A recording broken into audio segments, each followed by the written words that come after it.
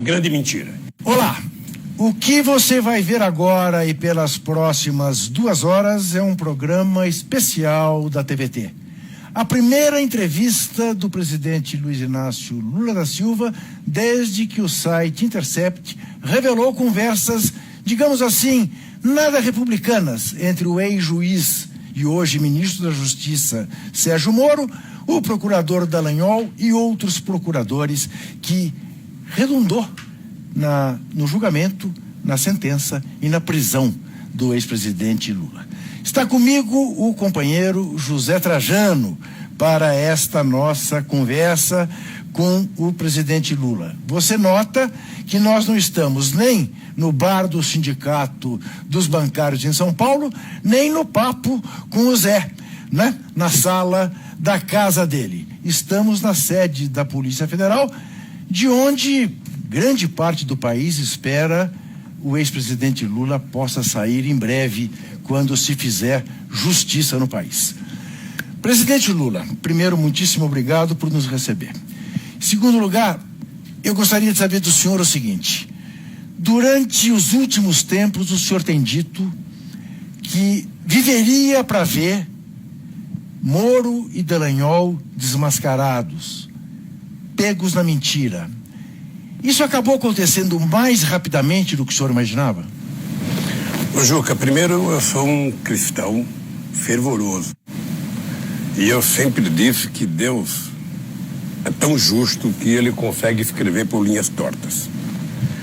Se a gente tivesse sido levado a sério pelos meios de comunicação no Brasil, quando nós fizemos todas as denúncias que o Intercept está fazendo agora, durante o processo, não teria surpresa o que aconteceu. O que aconteceu foi dito por mim várias vezes, foi dito pelo Cristiano, foi dito pelo Baltoc, foi dito por todo mundo que me defende.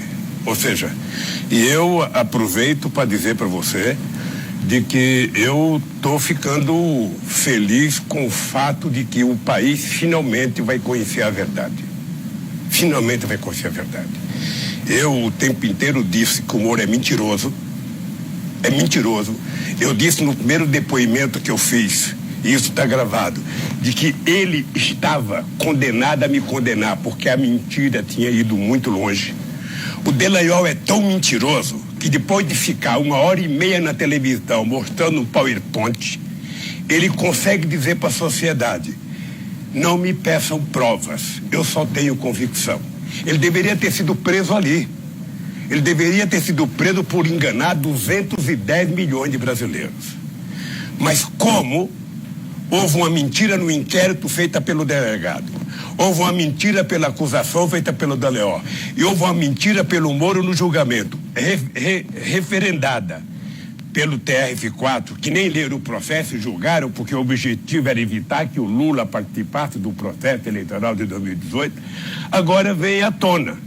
E o que está acontecendo de mais grave?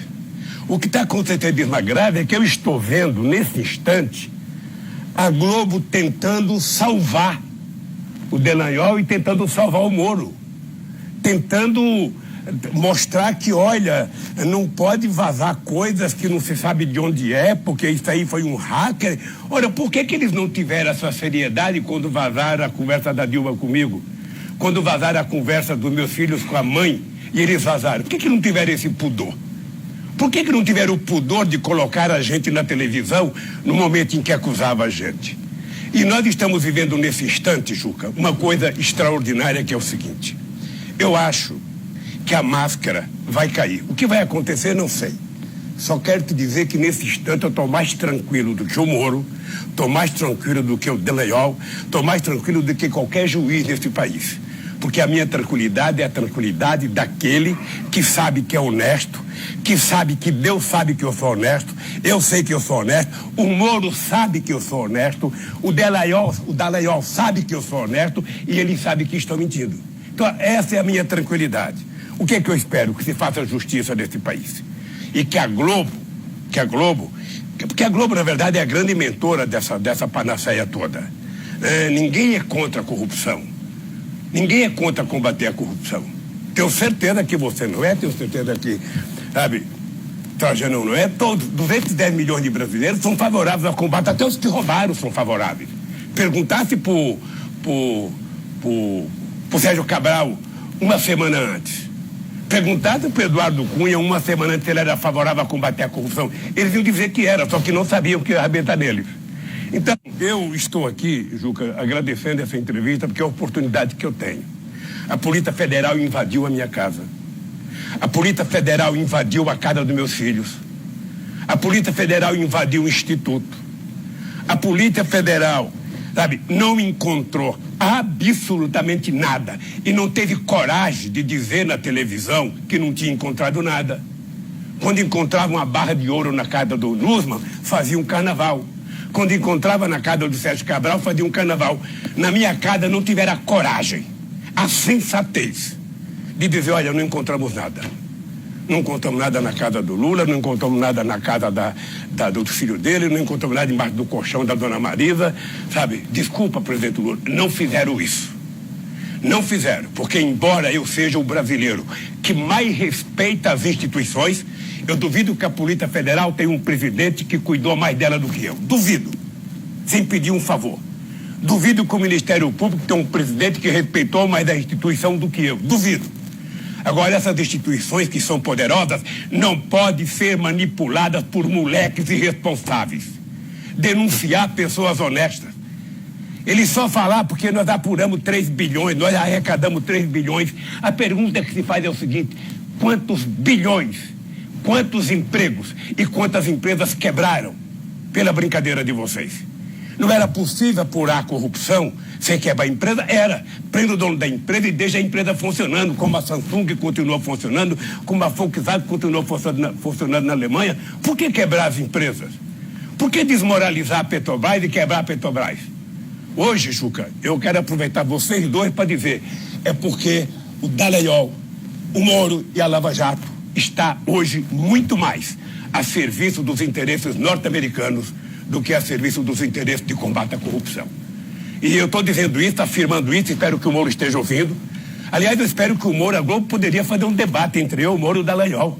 Eu sozinho contra os dois. Os dois fizeram o curso em Harvard, são bem preparados, os dois têm muitas informações.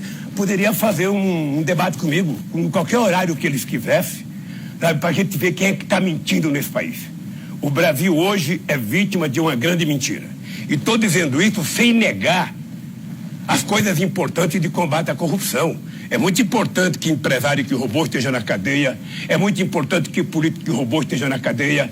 É muito importante que a delação seja feita espontaneamente e não manter as pessoas presas 3 ou 4 anos pedindo para as pessoas citarem meu nome, como pediram para muita gente citar meu nome.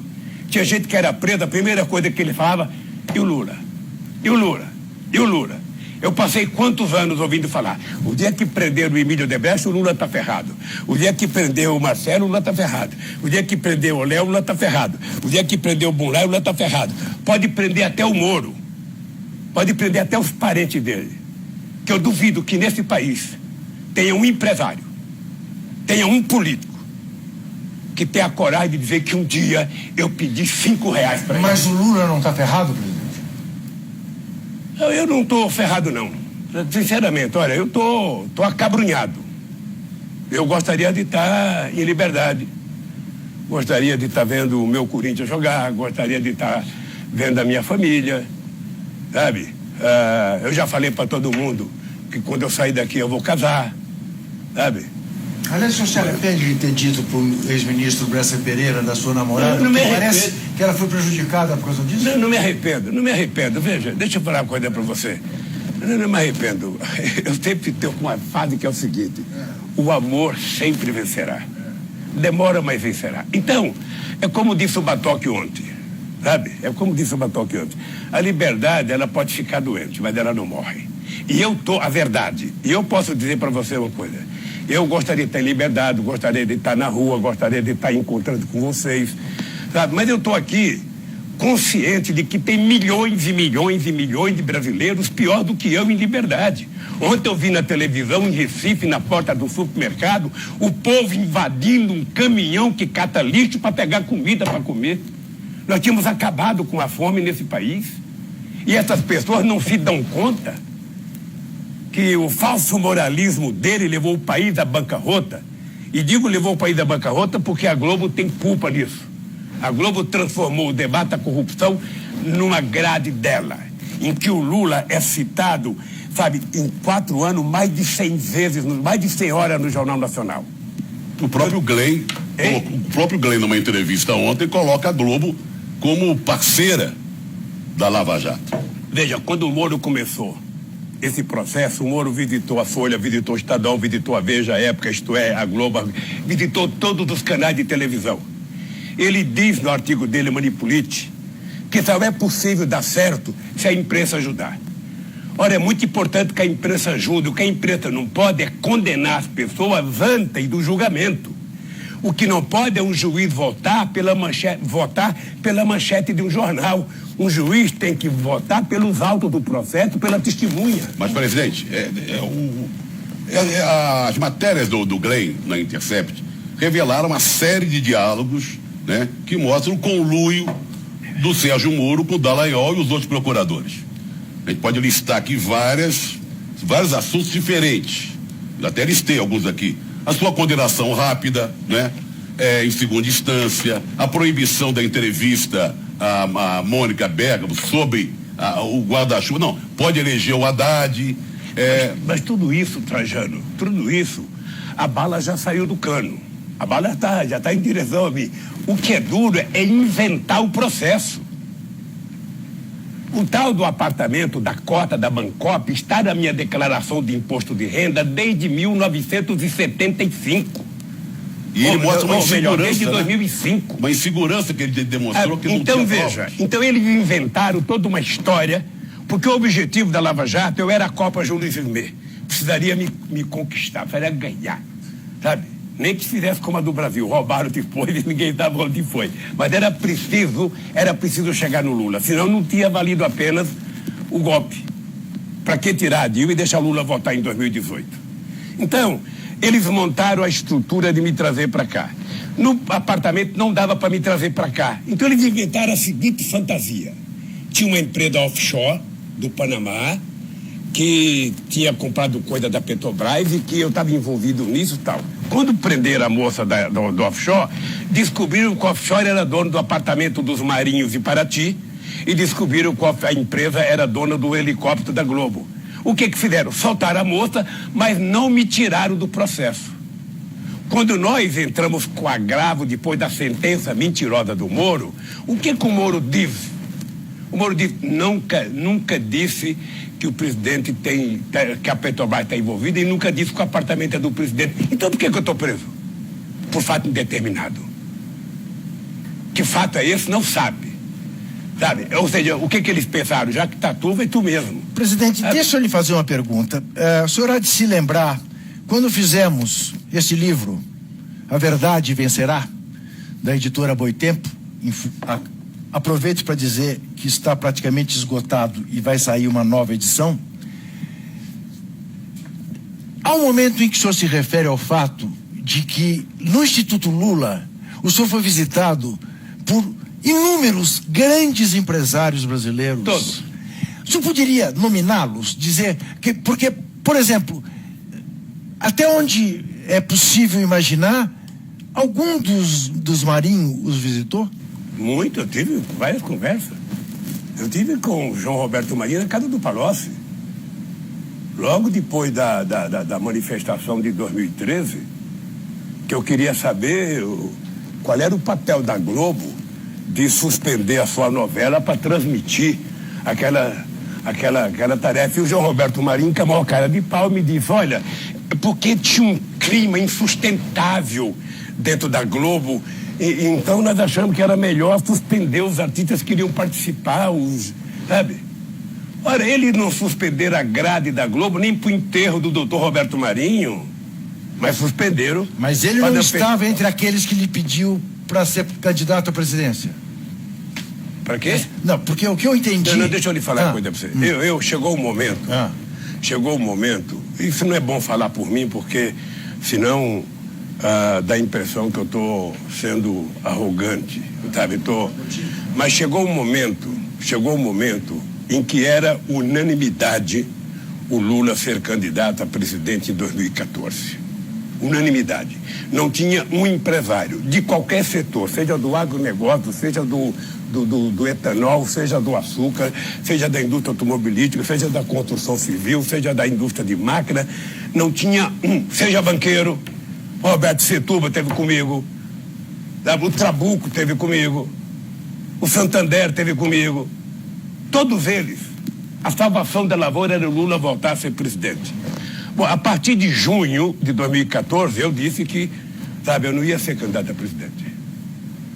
Eu ia porque, primeiro, não tinha, havido nenhuma demonstração da Dilma querer discutir o assunto. Se ela não queria discutir o assunto é porque ela queria ser candidata a presidente. E ela tinha o direito, porque ela era presidente. Então morreu o assunto.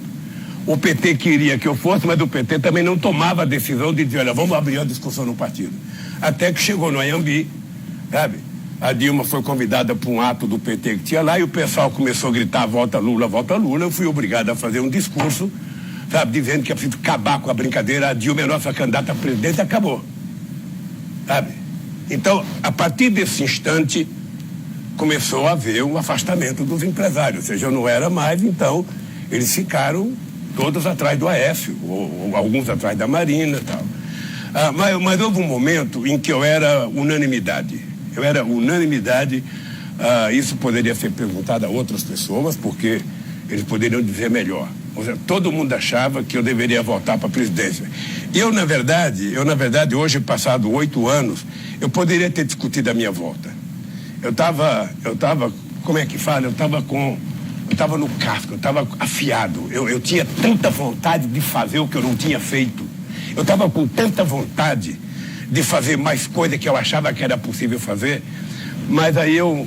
Por exemplo... Está se arrependendo, então? Está se arrependendo de ter feito esse discurso lá? Não cabe arrependimento, Não cabe. Em política não cabe arrependimento, Não foi, o tempo passou, tivemos um outro presidente, Dilma foi eleita, o Aécio fez a bobagem que fez de criar esse clima de ódio estabelecido no Brasil, de não acatar o resultado, tivemos o golpe com o impeachment e tivemos agora, como resultado, o país pariu essa coisa chamada Bolsonaro. O que o senhor queria fazer que não fez e que estava em cima dos cascos para fazer? Deixa eu te falar, a primeira eu acho que era possível cuidar mais dos pobres, era possível fazer mais coisas. Eu sei que eu fui o presidente que mais fiz, mas era possível fazer mais, era possível gastar mais em educação, era possível fazer mais universidade, mais escolas técnicas.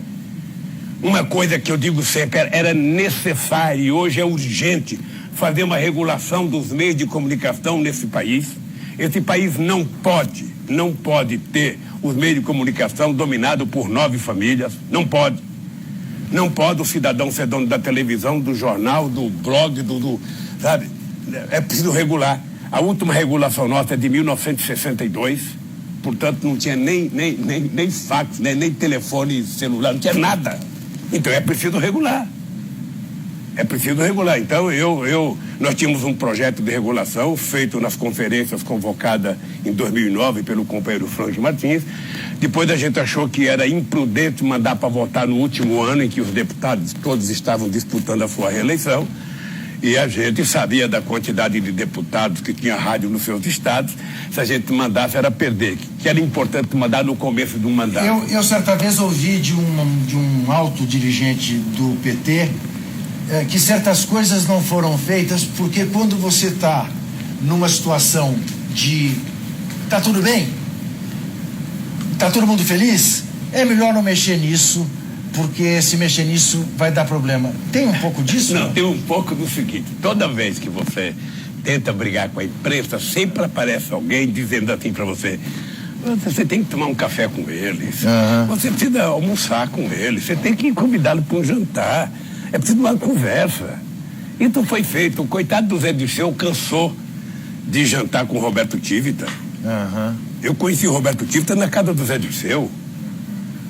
O Roberto Marinho vivia, o João Roberto Marinho vivia conversando com o Palocci, conversando com o Guido Mântica, conversando com o Zé Dirceu, conversava comigo, conversava com a Dilma. Nunca resolveu. Uma vez tem um episódio fantástico na eleição de 2006, eu era candidato à reeleição, e nós chamamos o João Roberto Marinho para conversar o papel do Globo na campanha. Eu era presidente, Sabe? E eu comecei a notar que candidato que tinha 2% na pesquisa tinha mais tempo no jornal do que eu, mais espaço. Aí chamamos o João Roberto Marinho para conversar, nós tínhamos como chama? Observatório da imprensa, e a gente mostrava o Globo, a Folha, o Estadão, as revistas. Era um absurdo. A Luísa Helena tinha o dobro de tempo que eu tinha no jornal o Globo.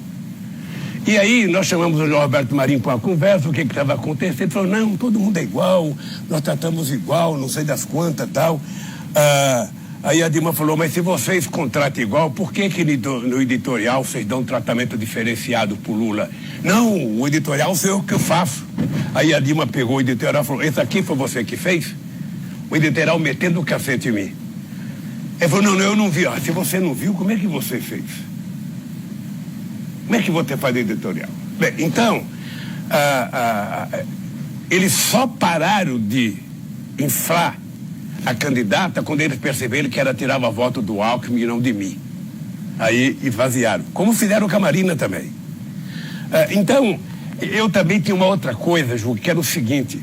Como eu dizia para o Frank Martins, Frank, eu vou derrotar todos eles. Deixa ele falar mal de mim, não precisa dar colher de chá para eles. Não tem almoço nem cafezinho, eu vou derrotar eles. Acontece, meu caro, que em 2010 eu tinha, a última pesquisa de setembro, eu tinha 87% de boi ótimo.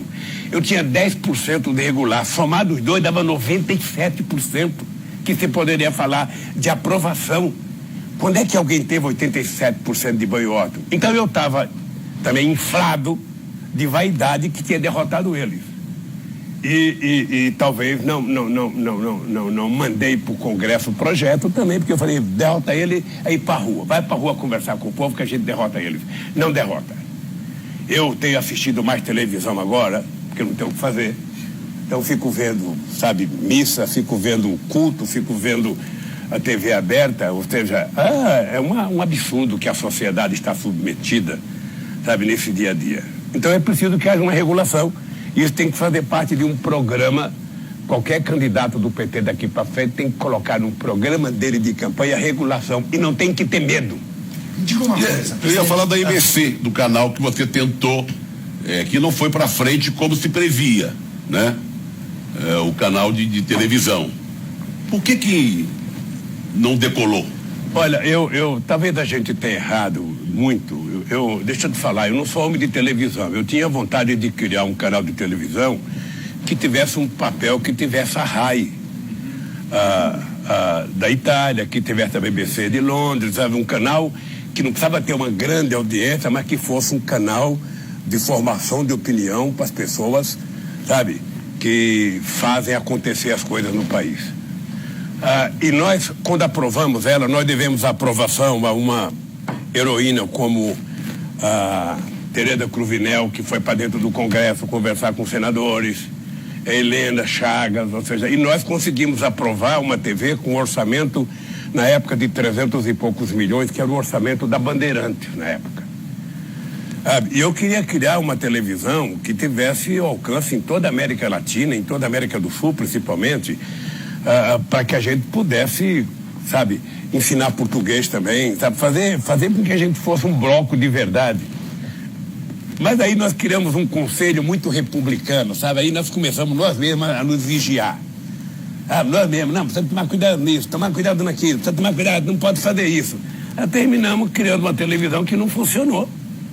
A ponto de nem o ministro da Comunicação dar as antenas em alguns lugares para que a TV pública funcionasse corretamente. Por isso que eu tinha vontade de voltar.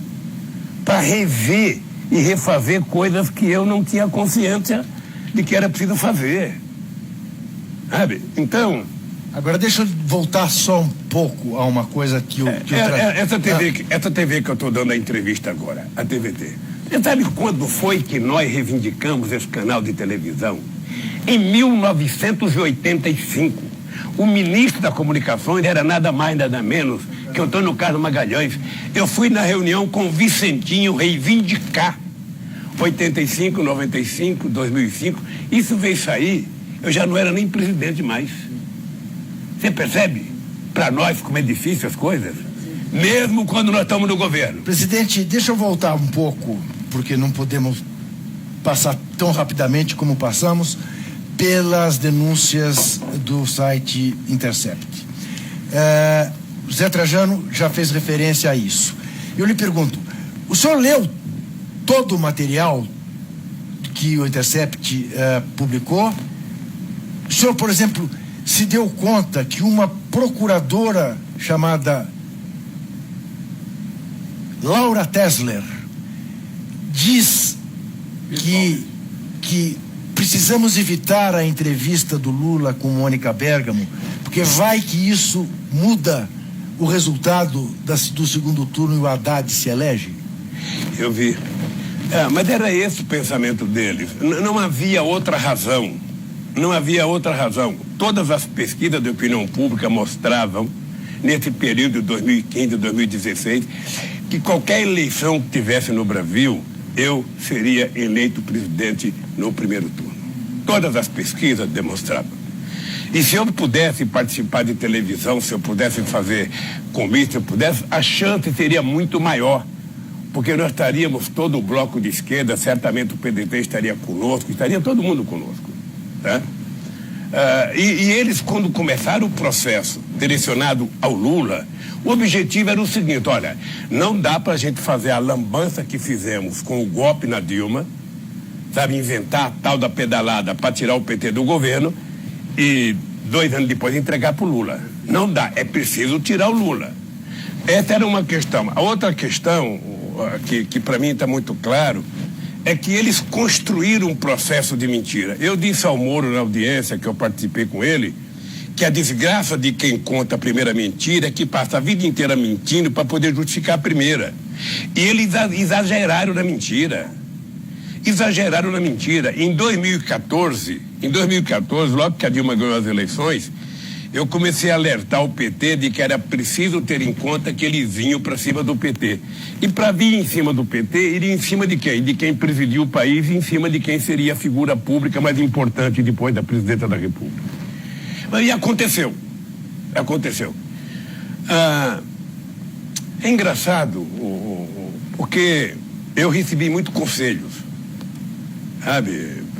Que eu deveria ter saído do Brasil, que eu deveria ter para uma embaixada. E é engraçado porque eu estou tão consciente do que está acontecendo no Brasil, estou tão consciente da submissão, do complexo de vira-lata dessa gente com relação aos Estados Unidos, que eu falei, não, se eu fugir, eles vão colocar que eu sou fugitivo.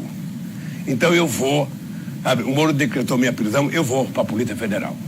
Vou lá para pertinho dele. E aos poucos as coisas vão acontecendo. Aos poucos as coisas vão acontecendo. Eu vi ontem o desespero da Globo de tentar dar ao Delayol mais tempo do que ele deu à artista principal da novela, a Dona do Pedaço. Ela apareceu menos que o Dallagnol, tentando se explicar, tentando dizer, sabe, porque prendeu não sei quem, porque fez não sei das contas, sabe? A tentativa, porque a Globo sabe que a hora que cair, não o processo de apuração de corrupção que tem que continuar. É importante lembrar sempre, o Juca e Trajano, que todas as leis que facilitam a apuração de corrupção, todos os mecanismos legais foram criados pelo partido que eles odeiam, chamado PT. Mas, presidente, e todas essas denúncias que apareceram na matéria do Intercept, várias, né? Todas elas se indignaram muito, ou dá para pensar uma, ou o contexto geral é tão absurdo que não dá para pensar uma? Eu acho que está errado você utilizar a palavra denúncia. O Intercept não fez nenhuma denúncia. Ele apenas apontou, trouxe para a sociedade brasileira a verdade. Ele mostrou o que aconteceu. E vem mais chumbo grosso. Eu não sei o que vem. O dado concreto é que a imprensa brasileira não teria coragem de fazer aquilo. Você não acha estranho? Que depois da decisão do ministro Lewandowski, da entrevista, a Globo nunca tenha pedido uma entrevista? Você não acha estranho, sabe, que as grandes revistas nunca pediram uma entrevista? Você não acha estranho que o SBT, nem o programa do Ratinho que levou o o Bolsonaro, nem o programa de debate da Bandeirantes. Você não acha estranho que essa gente não tenha pedido? Afinal de contas, eu sou uma pessoa que ainda tem uma certa audiência no Brasil, mais do que todos os programas deles. E até quer conversar com esse pessoal. Sabe? E eu gostaria de conversar, eu gostaria de sentar na minha frente onde você está aí, sabe? O Willy Bonner, sabe? Que faz 6 anos que fala mal de mim todo dia no Jornal Nacional. O nome Lula é mais falado na boca dele do que os filhos dele. E eu só queria uma chance de poder, sabe, dizer para ele: você mentiu. Você vai pedir desculpa pro seu filho? Você vai pedir desculpa pro seu filho que você mentiu? E assim para todos eles, porque deixa eu te falar uma coisa, Trajano. Uma coisa que eu falo, e vou falar agora em nome da minha bisneta, que tem 2 anos. Pode pegar a turma da Força Tarefa da Lava Jato. Pegar a turma que me investigou, os delegados que fizeram inquérito contra mim. Pegar o Moro e o juiz enfiar todo de lulificador, bater. Quando você for experimentar o suco, não dá a honestidade do Lula. Estou falando isso olhando na cara de cada telespectador da TVT. Não dá. Pode somar todos eles. Que não dá a honestidade do Lula. E não faço isso porque eu sou melhor do que os outros, não. Faço isso porque fui educado por uma mulher chamada Dona Lindu, que nasceu e morreu analfabeta. Não sabia fazer um ó com um copo, mas sabia dizer para os seus filhos o que era certo, o que era errado. Eu às vezes conto brincando, não é orgulhoso contar isso. Eu morava na Vila Carioca, na rua Vini de Moraes. Não sei se você conhece. E eu tinha um tio chamado tio Antônio que tinha um boteco. E a gente morava no fundo do bar. A casa era tão miserável que o banheiro que a gente utilizava, eu, minha mãe e minhas irmãs, era o banheiro que os bêbados utilizavam. Nego ia lá, vomitava, urinava fora, fazia outras coisas, e era o banheiro que a gente utilizava. A gente morava lá num quarto e cozinha, morava em 13 pessoas. E esse meu tio, naquele tempo, tinha uma coisa chamada chiclete americano, ping-pong. Famoso para quem podia chupar. Eu via a molecada colocar aquilo na boca e fazer bola, estourar a bola. Eu nunca tive chance de ter um na vida. Esse meu tio trabalhava no bar, quando ele ia no banheiro e pedia para eu tomar conta, e tinha lá a caixa de chiclete ping-pong. Eu nunca tive coragem de pegar um para não envergonhar a minha mãe. Aí eu tinha um amigo chamado Boquita, que era filho do sergipano. Ele vivia na boca com um chiclete desse o dia inteiro. Quando ele ia jogar fora, ele me dava.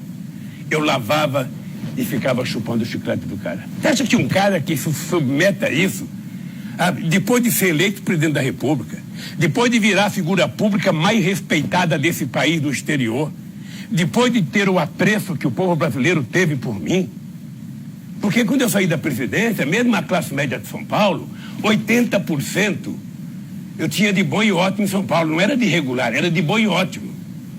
Ora, você acha que eu ia sujar a minha mão, num apartamento que eu poderia ter comprado, eu tinha dinheiro para comprar, numa chácara que eu poderia comprar? Então, presidente, me explica uma coisa. Há um dado que ninguém nega desde os seus tempos de presidente do Sindicato dos Metalúrgicos, que foi quando nos conhecemos, nas greves de 79 em São Bernardo do Campo. Eu, diretor do Sindicato dos Jornalistas, o senhor, presidente do Sindicato dos Metalúrgicos. Que o senhor sempre foi tido como um conciliador, uma pessoa capaz de unir os contrários. O senhor, como presidente da República, se dava tão bem com o Bush, presidente dos Estados Unidos, quanto com o Chaves, presidente da Venezuela. Ou seja, aqueles que se opunham, até dentro do seu partido, achavam que era demais, que o senhor conciliava demais, que era preciso algumas rupturas que o senhor não fazia. Por que tudo se voltou contra essa figura do conciliador, do cara que nunca foi de querer ir pro pau? Eu sempre fui assim. Eu fui assim quando era moleque, quando jogava bola. Eu fui assim quando virei dirigente sindical. Eu fui assim com o presidente da República. Por isso é que eu criei o Conselho de Desenvolvimento, que envolvia empresários, pastores, sindicalistas, índios, ou seja, para a gente poder estabelecer sempre que possível, políticas públicas que tivessem uma espécie de aceitação da maioria da sociedade. Eu sempre achei que uma conversa a mais sempre dava melhor resultado. Nunca fui de tomar decisão com 39 graus de febre. Primeiro deixava a febre baixar para tomar a decisão. Com o Bush e com o Chaves, eu era aquele moleque do meio, sabe? Quando tem dois moleques querendo brigar, eu era a turma do deixa disso, sabe? Ficava... Agora tem uma máxima que eu aprendi com a minha mãe também, que é o seguinte. Ela dizia, meu filho, ninguém respeita quem não se respeita. Se você se respeitar, automaticamente você impõe respeito aos seus interlocutores. E isso mapeou a minha vida. Isso fez com que eu vivesse assim. Você veja um negócio, eu vou contar um pequeno caso para vocês. Acho que eu já contei numa entrevista aqui. Evian, 2003. A primeira vez que o Brasil foi convidado para participar de uma reunião do G8. Isso deve ter matado o Fernando Henrique Cardoso de inveja. Lula participar do G8. E eu cheguei lá, em Evian, tudo cercado de arame farpado. E a primeira coisa que aconteceu foi que estava todo mundo sentado numa mesa. Quando o Bush chegou, todo mundo levantou como se tivesse chegado Deus. O Celso Amorim foi levantar, eu falei, não, a gente não vai levantar. Ninguém levantou quando eu cheguei. Por que a gente tem que levantar? Ele é apenas presidente dos Estados Unidos, não, sabe? Ficamos sentados. O que aconteceu? O Bush foi cumprimentar todo mundo que levantou, virou as costas, foi na mesa que eu estava sentado com o Celso e com o Kofi Annan e sentou com a gente. Aí eu fui pro plenário. Cheguei no plenário, tinha uma sala como essa daqui, fechada, toda de ar-condicionado, e estava lá dentro o Bush, estava lá dentro o Tony Blair, estava lá dentro o primeiro-ministro da Itália, estava lá o primeiro-ministro, na época era o Schröder na Alemanha, estava todo o primeiro-ministro Koizumi do Japão, e não podia entrar intérprete, eu tinha que entrar sozinho. Eu falei, pô, o que eu vou fazer lá dentro? Eu não falo, ainda falava cueca-coela, Januela, eu falei, pô, o que eu vou fazer lá dentro? Sabe? Aí o Sérgio falou assim para mim, Lula, você entra lá, quando você entrar, a primeira coisa que você faz é colocar aquele negócio no ouvido, que tudo que falar nós vamos traduzir. Então você vai ficar dono da situação. Aí o que me deu coragem? Eu falei, porra, esses caras, eu tô vendo a cara deles. Alguém já trabalhou em fábrica aí? Ninguém. Alguém já ficou desempregado? Ninguém. Alguém já acordou 1h da manhã com um rato nadando na beira da cama para tentar se salvar? Alguém já acordou de manhã com barata tentando subir na tua cama? Alguém já acordou de manhã com merda, sabe, boiando perto do teu nariz? Não, eu já. Então, sabe de uma coisa? Eu vou falar mais grosso do que eles. Porque entre eles, eu sou o único aqui que já vivi o que o povo do país dele. E aquilo me dava muita tranquilidade para ser muito autêntico. E eu sempre achei o seguinte, Lula, você quer ser bem tratado por alguém? Trate bem a pessoa. Então essa é uma máxima que vale para todos nós. Ou seja, trate as pessoas como você gostaria de ser tratado e estará tudo resolvido. Queria aproveitar o espaço que a gente tem para falar do papel da sociedade diante dos desmandos desse governo absurdo do Bolsonaro. Já houve manifestações de rua e temos uma greve geral marcada para sexta-feira, dia 14. Como você vê essas manifestações e como você está vendo essa greve do dia 14? Olha, antes de falar da greve, dizer um pouco da sociedade brasileira. Porque muita gente pergunta, bom, por que a sociedade não sai com mais força, não protesta com mais força? O Miyakoto tem um livro dele que tem uma frase que é o seguinte: quando a sociedade está com medo, muitas vezes ela se aproxima do monstro para pegar proteção. Foi o que resultou no Bolsonaro. O Bolsonaro é resultado do pânico que os meios de comunicação e que uma parte da elite brasileira criaram no Brasil sobre a política.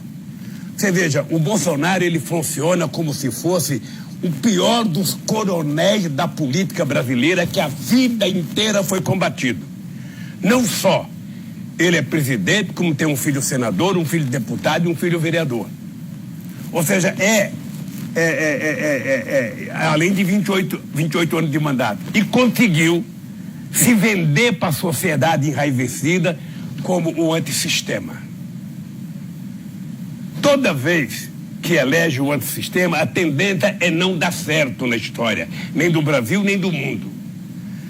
Por isso é que ele tem dificuldade de governar. Ele prefere ficar brincando no fake news, ele prefere dizer que não entende de economia, que o Guedes é que vai fazer. O Guedes não está tratando da economia, o Guedes está tentando de destruir a seguridade social nesse país, e o Guedes está tratando de ir a Nova York com a maior cara de pau, dizer que vai colocar para vender o Palácio da Alvorada, o Palácio do Planalto. A única coisa que vai sobrar é a cadeira do Bolsonaro, que ninguém quer. Não vai ter ninguém para comprar. Olha, então, ele não está governando, ele está brincando. Ele está destruindo. Você sabe que é mais fácil destruir. Para construir o Coliseu, levou quantos anos? Para destruir, você pega, sabe, meia dúzia de dinamite e você explode aquilo em 5 minutos. Eles estão tentando destruir. É por isso que eu acho que a greve é importante, mas os dirigentes sindicais precisam ter consciência de que a greve tem que ter um propósito, tá? Eles já fizeram impeachment, eles já acabaram com o direito trabalhista, agora querem acabar com um sistema previdenciário solidário, que é o que a gente tinha, para criar um sistema de previdência em que o cidadão sozinho vai ter que pagar a sua, não vai ter partilha entre empresário e entre governo. Portanto, esse cara vai ver o que vai acontecer daqui a uns 10 anos. Tudo que ele fala é juntar 1 trilhão. Para que 1 trilhão? Para pagar o sistema financeiro, às custas do pobre desse país? Porque não há, na história recente da economia, nenhum país que deu certo com esse ajuste fiscal, com esses cortes. Um país, para dar certo, tem que ter investimento no desenvolvimento. E quando a indústria não investe, o Estado tem que ser o indutor da economia. O senhor um dia, aliás, me disse que nunca teve problema com os militares durante o seu governo, que o problema do Brasil está longe de ser os militares, mas é o capital financeiro. É isso mesmo? Eu acho que é. Deixa eu te falar uma coisa. Eu tive uma boa relação com os militares. Aliás, se você perguntar para qualquer general que tenha orgulho desse país, porque general que não é nacionalista não merece ser general. Vamos ter claro. General que aceita se subordinar, sabe, a um presidente que bate continência para a bandeira americana não merece ser general. É preciso que o general tenha consciência de que eles existem para defender a soberania nacional. A soberania nacional começa pela nossa fronteira e começa por 210 milhões de almas que somos nós brasileiros, que tem que ser protegido pelas Forças Armadas. Depois tem as nossas riquezas minerais, depois tem a nossa riqueza de solo e subsolo, depois tem a nossa riqueza no fundo do mar, depois tem a nossa água, depois tem a nossa floresta e a nossa biodiversidade, depois tem a nossa ciência e tecnologia. Ou seja, é isso que se cuida da soberania, e é para isso que as Forças Armadas existem, não é para fazer guerra, é para tentar evitar invasões de inimigos dentro do nosso país. O Brasil é um país que não tem contencioso com ninguém. O nosso contencioso último foi com o Paraguai há quase 200 anos atrás. Então, esse país teve generais que, diferentemente do Chile, diferentemente da Argentina, trataram de trabalhar a industrialização do Brasil. Não destruíram a indústria como destruíram na Argentina. Eles tinham uma vocação nacionalista. Porque acabou, eles estão destruindo a Petrobras. Não é a Petrobras, é a quantidade de milhares de fornecedores da Petrobras. Quando a gente descobriu o petróleo, o pré-sal, a gente não tinha dimensão quanto era, por isso que a gente, vocês entrevistaram o Estrela, por isso que a gente cunhou a frase passaporte do futuro, porque a gente queria fazer refinaria para exportar derivados de petróleo e não exportar óleo cru como está fazendo agora, e importando petróleo refinado. Nós não estamos importando gasolina. Eu vejo que você fica muito preocupado com a soberania nacional. É o fim da soberania nacional. Perdemos Embraer, as empresas sendo privatizadas, pré-sal. Eu fico preocupado porque não tem nada mais venal do que um administrador querer resolver o problema da sua empresa vendendo a sua empresa. Você não está resolvendo, você está desfazendo. Eu digo sempre para as pessoas mais humildes entender que é o seguinte: o cidadão casa, tá? Aí a primeira crise de desemprego que ele tem, ao invés de procurar emprego, ao invés de fazer bico, ao invés de catar papel, ao invés de fazer qualquer coisa, ele fala para a mulher: moleque, vamos vender a geladeira? Aí vende a geladeira, dá por mês. No mês seguinte, moleque, vamos vender a televisão? Vende a televisão mais um mês. No terceiro mês, moleque, vamos vender a cama? Vende a cama. Chega um dia que não tem mais nada para vender, vai vender a alma ao diabo. Esse país não nasceu para ser uma republiqueta das bananas. Esse país nasceu para ser um país líder de um bloco. É por isso que nós criamos a CELAC, a Unasul. É por isso que nós estávamos dando força e ajudamos a criar o BRICS. É por isso que a gente tinha o IBAS, que era Brasil, África do Sul e Índia. Por isso que a gente fez encontro com a África, com a América do Sul, fez encontro do Oriente Médio com a América do Sul, dos países árabes. Porque o Brasil tinha que disputar ser, na verdade, protagonista. Não tem essa dos Estados Unidos ser maior do que nós, do que a China. Olha, Deus queira que eles continuem crescendo. Agora eu quero saber qual é o meu papel. Eu quero saber qual é o papel do Brasil na história. Então, presidente, mas não é demais achar que o conluio de um juiz de primeira instância, que fala conge, né? Como o senhor sempre diz, me pegava no pé porque eu falava menos. O ministro da Justiça do Brasil fala conja. Que um juiz com esse grupo de procuradores tenha levado o país a essa situação, quer dizer, tenha feito da Petrobras o que está se fazendo com a Petrobras, como se a vontade da madame não atendida levasse a essa situação. Quem é que está ganhando com isso nesse momento, presidente? Você se engana quando você pensa que foi o juiz.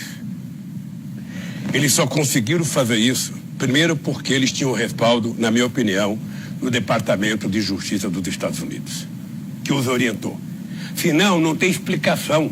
A urgência dos diretores da Petrobras de pagar a dívida aos acionistas americanos pelo dinheiro da corrupção. Ora, se houve a corrupção e tiveram que pagar aos acionistas americanos porque perderam, e os acionistas brasileiros, quem vai pagar? Primeiro. Segundo, a pressa de pagar se deve ao fato do seu Dallagnol ter tentado criar um plano para ter um fundinho que tinha 2,5 bilhões da Petrobras, mais 6,8 bilhões da Odebrecht, para criar um fundinho de assistência social, que eu chamo do Criança Esperança do Dallagnol. Era para isso que tiveram tanta pressa? É para isso que quer se desfazer da Petrobras? Eu quero dizer para eles, quero dizer para todo mundo, tá?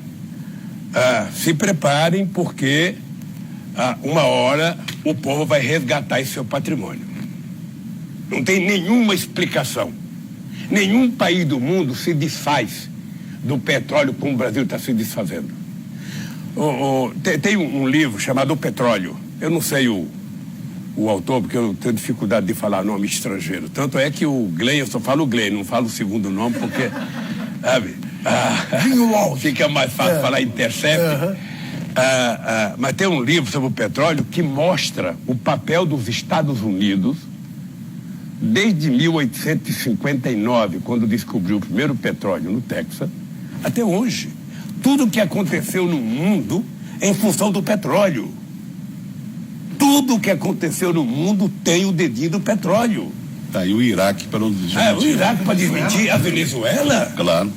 Essa estupidez do governo brasileiro, de forma medíocre, apoiar, sabe, um cidadão que se autoproclamou presidente da República, ou seja, foi o maior vexame da história. Não tem precedente na história da humanidade os governantes de país importante, como país europeu, sabe, seguir o tal do Trump, sabe, e legalizar teoricamente um impostor como aquele Guaidó. Ora, imagina se a moda pega, ninguém respeita mais ninguém. Daqui a pouco tem o presidente proclamado na China. Depois o José de Abreu se proclamou. Mas foi bom o José de Abreu. Foi? Se eu tivesse liberdade, eu tinha sido cabo eleitoral dele, porque eu achei bonito. Eu achei bonito, sabe? Porque se eles tiveram a pachorra de apoiar na Venezuela, por que não pode ter uma aqui? Se eles aceitam aquilo como fato, por que você não pode lançar um cara aqui, foi o presidente autoproclamado? Aí você acaba com a democracia, acaba com o processo eleitoral. Então, quem se comporta como eles se comportaram, aquela palhaçada, porque aquela cena daqueles caminhões do Brasil, era 2 caminhonetas, não sei se Ranger, não sei que marca, sabe, nem cheia de alimento tava, com o povo brasileiro passando fome.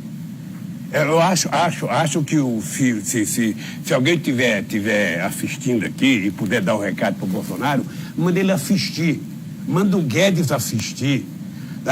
A documentação de ontem, não sei se foi que programa que foi, se foi na Globo, na Record, no SBT, que mostra um caminhão de lixo no supermercado em Recife e o povo invadindo o caminhão de lixo para pegar comida. É importante saber que nós tínhamos acabado com a fome nesse país. É importante saber que eu tinha um grande sonho, que era que as pessoas tivessem tomado café de manhã, almoçar e jantar todo dia. O Brasil produz alimento para isso. Agora, qual é o sonho do Bolsonaro? É o Guedes a juntar 1 trilhão para pagar o sistema financeiro.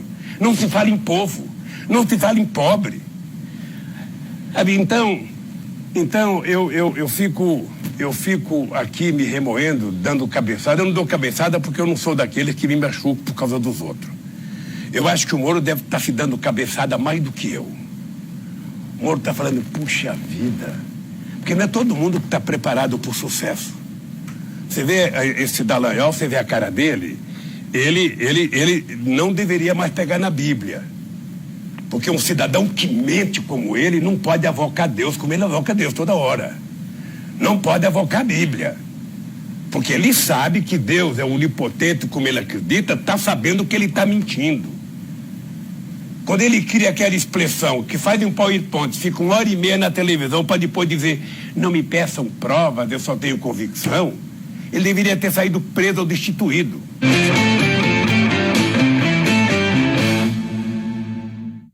A TVT e a Rádio Brasil Atual são hoje o maior espaço democrático das rádios e TVs abertas no Brasil. Diariamente damos voz e espaço aos cidadãos que realmente escrevem a história deste país nas mais diversas áreas.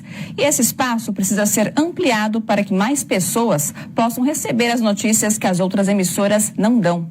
Por isso, neste dia especial, a gente vem reforçar essa vontade de seguir adiante com muito mais força. Para isso, nós precisamos da sua ajuda. Acesse catarse.me/TVT e faça uma doação. É a sua parceria que vai ajudar a TVT e a Rádio Brasil Atual a tornar cada vez mais fortes os nossos sinais e alcance na rádio, na TV e nas redes sociais. TVT e Rádio Brasil Atual. Agora você tem alternativa.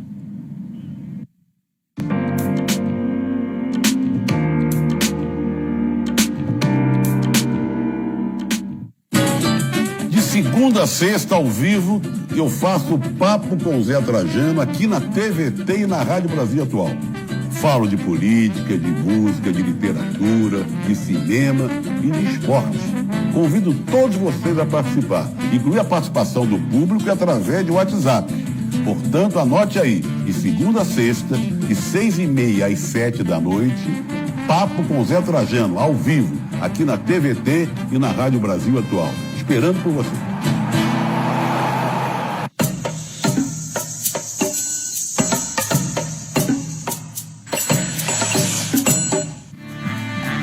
No Entrevistas dessa semana, vamos conversar com o presidente da Central Única dos Trabalhadores, Wagner Freitas. Nossos temas: a greve geral do dia 14 e o futuro do trabalho e do sindicalismo no Brasil. O Lula livre é um instrumento de defesa dos trabalhadores para impedir a reforma da Previdência e para impedir as retiradas de direitos que esse governo faz contra os trabalhadores. É hoje, 10 horas da noite, aqui na TVT.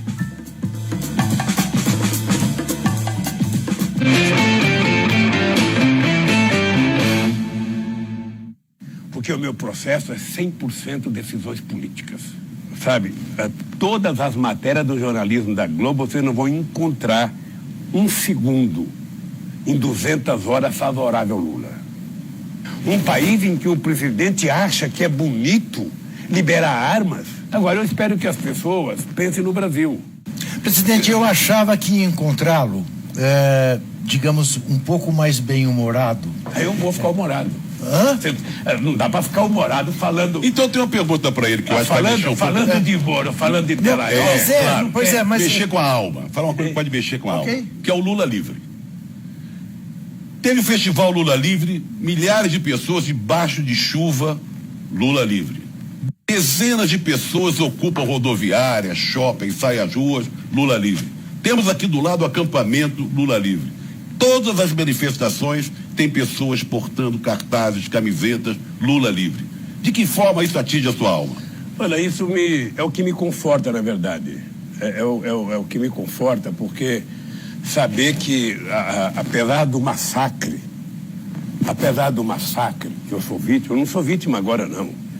Ou seja, vocês dois que são jornalistas importantes, não sei se assiste, mas se vocês pegarem, sabe, todas as matérias do jornalismo da Globo, vocês não vão encontrar um segundo em 200 horas favorável ao Lula. E vocês vão encontrar 200 horas favorável ao Moro e à Lava Jato.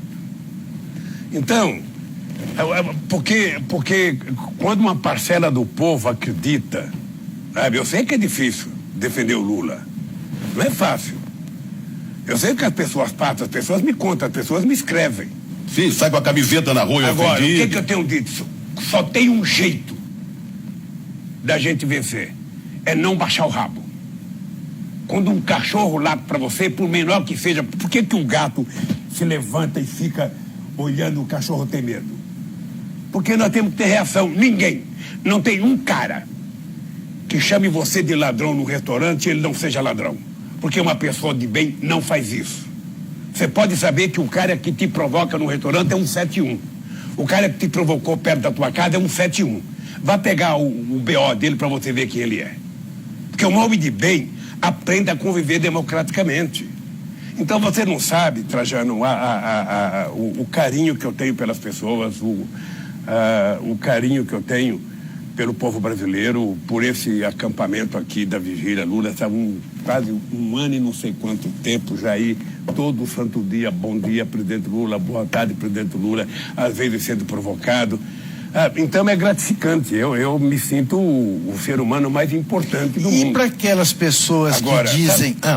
Só uma coisa, claro? O que é grave é o seguinte, sabe, nesse processo todo, o que me deixa assim, diminuído como cidadão brasileiro, que não poderia experimentar as instituições vivendo isso, é que essa molecada da Força Tarefa, sabe, essa molecada, mais o Moro, eles conseguiram, através do meio de comunicação, colocar pânico na sociedade. E não aceita nenhuma prova que não seja o que eles querem. Você veja, quando o Léo denunciou, sabe, o Vacari fez uma carta desmentindo o Léo, porque o Léo disse que o Vacari tinha acertado com ele. Léo Pinheiro da OAS. O Moro não aceitou a carta. Na chácara de Atibaia, o Jacob Itá mandou a carta, porque ele sabe que o dinheiro é do Jacob, mas o Jacob Itá mandou uma carta, o Moro também não acertou. Tem um engenheiro, um advogado da Odebrecht, Tacla Duran, que está na Espanha. Esse cara se ofereceu 1000 vezes para ser testemunha, o Moro não aceita. Ou seja, eu tive 87 testemunhas me defendendo, o Dallagnol não apareceu numa audiência. Numa audiência. Eu dizia para meus advogados, gente, eu, na verdade, já falei para meus advogados isso. Foram 73. Eu não precisava de advogado. Não precisava. Se tem um cara que não precisava de defesa, sou eu. Porque o meu processo é 100% decisões políticas. 100% decisão política. Tá? Não tem nada de processo. Não tem nada. E cada um que vier, vocês vão ver uma coisa mais escabrosa. Agora, o que eu acho? O que aconteceu agora é importante pelo seguinte. Eu acho que a bem deste país, a Suprema Corte tem que ter a coragem de assumir o papel de guardiã da Constituição. Porque não tem exemplar no mundo de um juiz de primeira instância mandar em todas as outras instâncias. Sabe, esses meninos ameaçaram fazer greve de fome contra a Suprema Corte. Você viu que essa moça que dá a declaração na entrevista do Glenn, essa moça fala, sabe, esculhamba o Poder Judiciário. Sim, chama de mafiosos. Sabe, chama de mafiosos. Ou seja, então você tem várias instâncias que foram sendo acuadas pelos meios de comunicação, porque ninguém quer ser vaiado no restaurante, ninguém quer ser vaiado. Então, é preciso recuperar a autoestima, sabe, e fazer esse país voltar a funcionar. Todo e qualquer bandido na cadeia. Todo e qualquer corrupto na cadeia. Mas não vamos quebrar o Brasil por conta disso. O senhor não precisa falar para as pessoas que fazem a campanha do Lula Livre, que põem camisetas do Lula Livre, que estão aqui acampadas, ou que foram ao show lá em São Paulo, realmente calcula-se 80 mil pessoas num dia de chuva, sabendo que era Lula Livre, não era uma manifestação que levantasse outras bandeiras. Mas o problema que o senhor tem, eu acho, é com aquelas pessoas que se dizem arrependidas de terem votado no PT, de se sentem traídas pelo PT. O que dizer para essas pessoas? Olha, alguém se sentiu traído pelo PT, não poderia ter votado no Bolsonaro. Se o cara se sentiu traído pelo PT, poderia ter votado numa coisa melhor. O Boulos foi candidato. O Ciro, embora não mereça o voto, porque ele é muito grosseiro, mas o Ciro foi candidato. Sabe? A Marina foi candidata. A vingança, sabe? Não é porque eu quero me vingar de você que eu vou pegar o martelo e bater no meu dedo. Eu não estou me vingando, eu estou sendo um babaca. Sabe? Porque dar de presente ao Brasil o Bolsonaro é dar de presente ao Brasil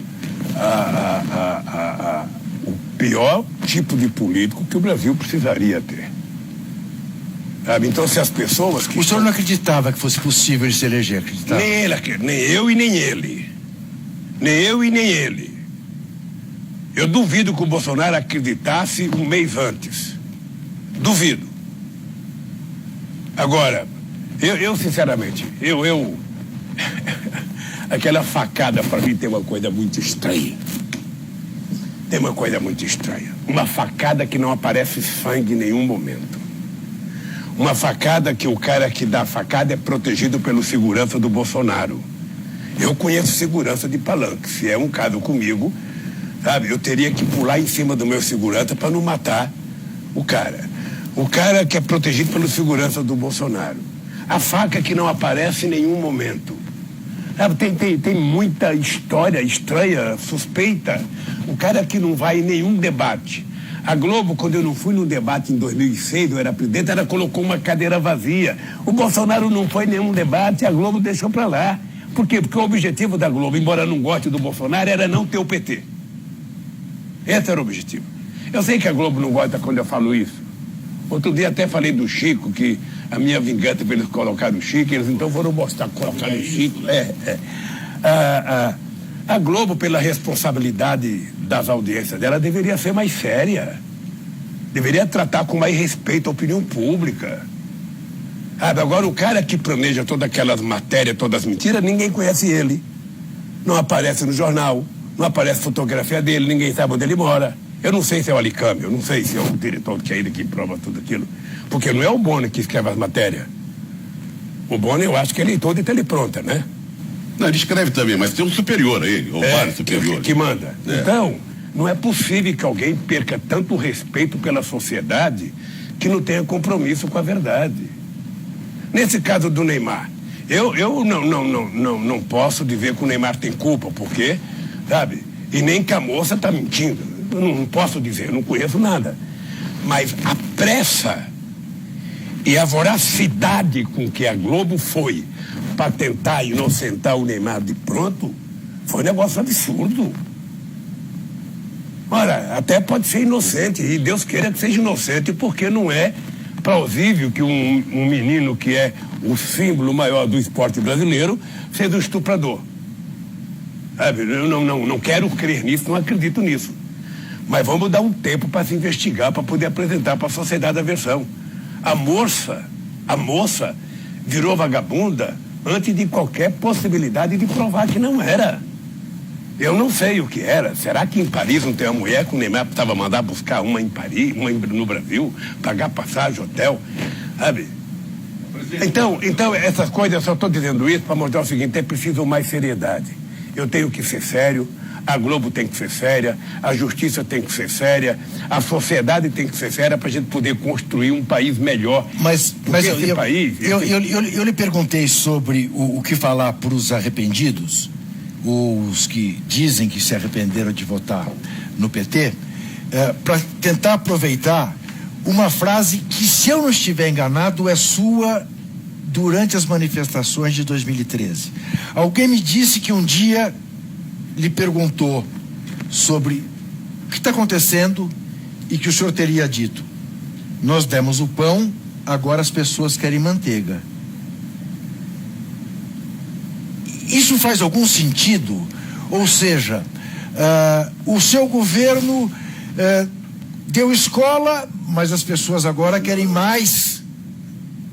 maior qualidade na escola. O SUS começou a atender, mas o querer mais, que é natural que as pessoas queiram, deixou de ser atendido? Na verdade eu não disse pão com manteiga, eu disse, até num artigo que eu escrevi, acho que foi publicado no New York Times. Ó, que chique, o artigo do New York Times. Eu fui colunista do New York Times. Sim, eu também. Eu disse que o povo tinha aprendido a comer filé, contra filé, ele agora queria filé. E é normal na sociedade. A coisa mais normal no ser humano é você subir um degrau, depois você querer subir outro degrau. Sabe? A coisa mais normal é isso. E você tem que entender que quanto mais você fizer com que o povo obtenha conquista, mas ele quer conquistar. Esse não é o problema. Esse é a coisa mais nobre da democracia. Tá? O que aconteceu no Brasil foi outra coisa. O que aconteceu no Brasil é o fenômeno que o Gessé descreve muito bem no livro dele sobre a classe média brasileira. Tá? Você tem um segmento da sociedade que não aceita a ideia das pessoas mais humildes chegarem próximo dele. Sabe? Não aceita, ou seja, você colocar gente pobre da periferia para fazer, sabe, através de bolsa de estudo do ProUni ou do FIES, faculdade, nas melhores faculdades privadas do país, ou nas melhores públicas do país, as pessoas não aceitam. Você vê as pessoas começarem a comprar carro novo, as pessoas começarem a frequentar restaurante, a frequentar teatro, a frequentar o Ibirapuera. Pra viajar. Não, e pegar avião, então. Nem ir pro Piauí de avião, ir pro Ceará de avião, não querer mais ir de ônibus. Tudo isso incomoda uma classe média que estava acostumada com esse país sendo governado para 35% da população. Quando nós resolvemos governar o Brasil para todos, eu dizia, eu nunca escondi, eu vou governar para todos. Agora é importante todo mundo saber que as pessoas mais necessitadas terão um bife a mais. É assim, por isso é que nós aprovamos aumentar o salário mínimo, sabe, junto com o crescimento do PIB e com a inflação. Por isso ele cresceu 74%. E por isso ele foi a coisa mais transformadora no crescimento da renda do povo pobre desse país. O senhor disse para mim outro dia, quando eu vim vê-lo, que o senhor sair daqui não vai mais falar em distribuição de renda, vai falar em distribuição de riqueza. O que significa? Significa que é o seguinte, veja, você precisa começar a garantir que as pessoas tenham participação na riqueza desse país, ou seja, quando você fala em segurar uma aposentadoria de qualidade definitiva, educação de qualidade, sabe? Quando você está dando a um pobre o direito dele estudar gratuitamente, se ele virar um cientista, você está dando riqueza para esse cara. Quando você dá para esse cara uma casa, sabe, com subsídio para ele poder pagar a prestação, você está dando riqueza. Essa gente tem que participar mais do lucro que ele ajudou a produzir o país. É preciso repensar, porque nós estamos regredindo. Se você imaginar a economia brasileira, veja, você teve a Revolução Russa em 17. Por conta da Revolução Russa, você teve o mundo ocidental se preparando para enfrentar, mas com medo, cedendo alguns benefícios. Aí você teve a Segunda Guerra Mundial, dividiu o mundo em dois. A parte ocidental e a parte oriental. A Rússia ficou com um pedaço, os Estados Unidos ficou com outro. Ora, o que o mundo capitalista fez? Tratou de fazer o famoso estado de bem-estar social, não porque gostasse dos trabalhadores, mas porque estavam com medo dos trabalhadores ter a mesma vontade que tiveram os trabalhadores russos em 1817 de fazer uma revolução. Então se criou um estado que se distribuiu renda e permitiu que o povo tivesse um padrão de vida. Você percebeu que nos últimos 10 anos só caiu a renda do povo americano, caiu a renda do povo europeu. Não há mais ameaça. Caiu o muro de Berlim, não tem mais ameaça. Então, o que está acontecendo no mundo inteiro é um retrocesso.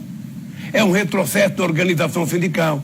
Você sabe que eu escrevi carta para esse cidadão que está preso no Japão, da Toyota, da Nissan? Sim, da Nissan. Eu escrevi uma carta para ele a pedido do sindicalismo americano para ele permitir que os trabalhadores se sindicalizassem, porque ele não permitia que os trabalhadores se sindicalizassem.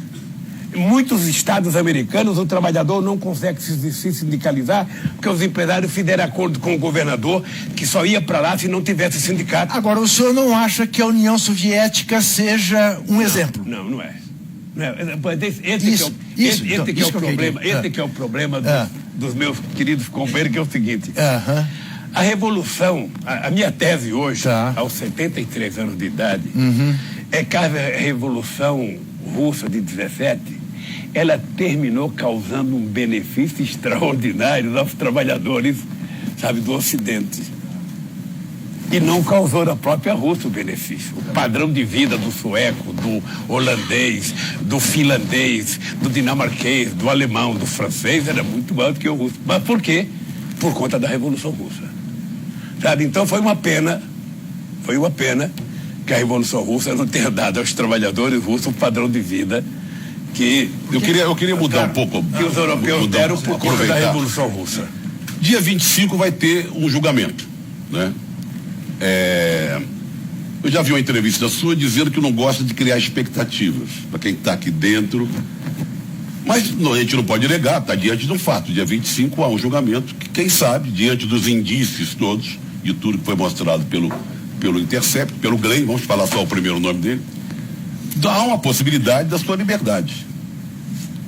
Qual a sua expectativa diante desse dia 25? Olha, a minha expectativa, o Juca agora há pouco brincou que ele imaginava me encontrar com muito mais humor, é que não é possível tratar da minha prisão com humor. Mas eu não acho que está mal-humorado, não, também. Senão o pessoal dizia, pô, esse Lula é maluco. Ele está preso e está rindo do quê, pô? Sabe? Mas também não estou com raiva. Eu tenho ressentimentos. Sabe? Você sabe que eu sou um cara que eu não costumo guardar ódio, para mim dura meio minuto. Tá? Eu pode ficar certo que eu não levo para casa. Aprendi que quem tem ódio sofre, sabe? Mais do que a pessoa odiada. Então, eu me cuido. Então, por que eu não gero expectativa? A única coisa que eu espero é que se faça justiça. Eu estou pedindo a Deus para que em alguma instância se leia o meu inquérito. Porque eu vi o julgamento no STJ, ninguém leu a minha defesa. Ninguém leu. Ou seja, então foi contada uma mentira pelo delegado que fez o inquérito. Essa mentira aumentou em 500 páginas pela mentira do Ministério Público. Depois houve a mentira do juiz. Depois houve a mentira do TRF4, sabe? E você tem, acho que o processo já está mais com 300 mil páginas. Ora, o principal, para saber se eu tenho um apartamento ou não, é ir no cartório de Santos, saber se eu tenho lá do Guarujá. Está no nome dele, ele comprou, tem escritura, pagou. Se não tem, não é dele. Sabe? Não é dele, então. Então tem a chácara. a chácara do Lula. Bom, mas não é do Lula porque nós pegamos cheque administrativo do Fernando Bittar comprando. Então teve a reforma. Olha, mas a reforma foi feita na chácara do Fernando, então o Fernando que paga pela reforma. Por que o Lula tem que ver com isso? Mas você dormiu na cama. Você dormiu na cama. Se você dormiu na cama, o benefício foi para você. Assim não é possível acreditar nas coisas. Então, eu espero que a Suprema Corte, sabe, recupere o padrão de confiança na sociedade que nunca pode perder. Porque, veja, se a sociedade brasileira tem desconfiança da imprensa, tem desconfiança da igreja, tem desconfiança da política, não acredita no Congresso Nacional, não acredita no Senado, não acredita na sua polícia, e não acredita no judiciário, nós estamos criando uma sociedade anarquista, aí vale tudo, ou seja, cada um por si e Deus para todos. É por isso que um cidadão se dá o luxo de um moleque artista levar o pai e a mãe para apresentar junto com a namorada para o pai, e o democrata lá pega um revólver e ao invés de falar parabéns, ele atira, mata o moleque, mata o pai, mata a mãe. O cidadão para no carro para reclamar do outro, o cara agarrar com um revólver e já tira. Um país em que o presidente acha que é bonito liberar armas, porque na verdade ele está liberando armas para quem pode comprar arma, significa para quem é rico, para matar pobre. É isso que ele está comprando, tá? Porque quem ganha um salário mínimo não pode comprar arma nesse país. Segundo, um presidente da República que resolve achar que é bonito, não, com 20 pontos perder carteira, não, vamos ter que abrir, vai ser 40 ou 60, então corra à vontade. Ele sabe que parte da morte no trânsito é causado por irresponsabilidade, por motorista bêbado, por um monte de coisa. Ele sabe disso, então tudo que foi feito para regular um pouco a sociedade, para tentar criar... Eu lembro quando foi implantado o cinto de segurança no Brasil, em São Paulo, sobretudo, eu lembro que ninguém respeitava. Até que acho que foi o Maluf resolveu colocar não sei quantos reais de multa. Aí, quando vem a multa, que é a parte mais sensível do ser humano é o bolso, todo mundo colocava o cinto de segurança. Então... Mas no caso dele, quer tirar a multa da cadeirinha de quem não usa cadeirinha. É inacreditável. Ele quer beneficiar as pessoas que cometem ilícitos.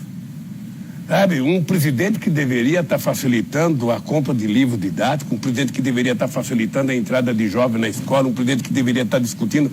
Eu não sei se vocês viram um dia desse, ele falou o seguinte: não, porque eu vou construir uma escola militar em cada estado. Ô Juca, ele não tem simancol.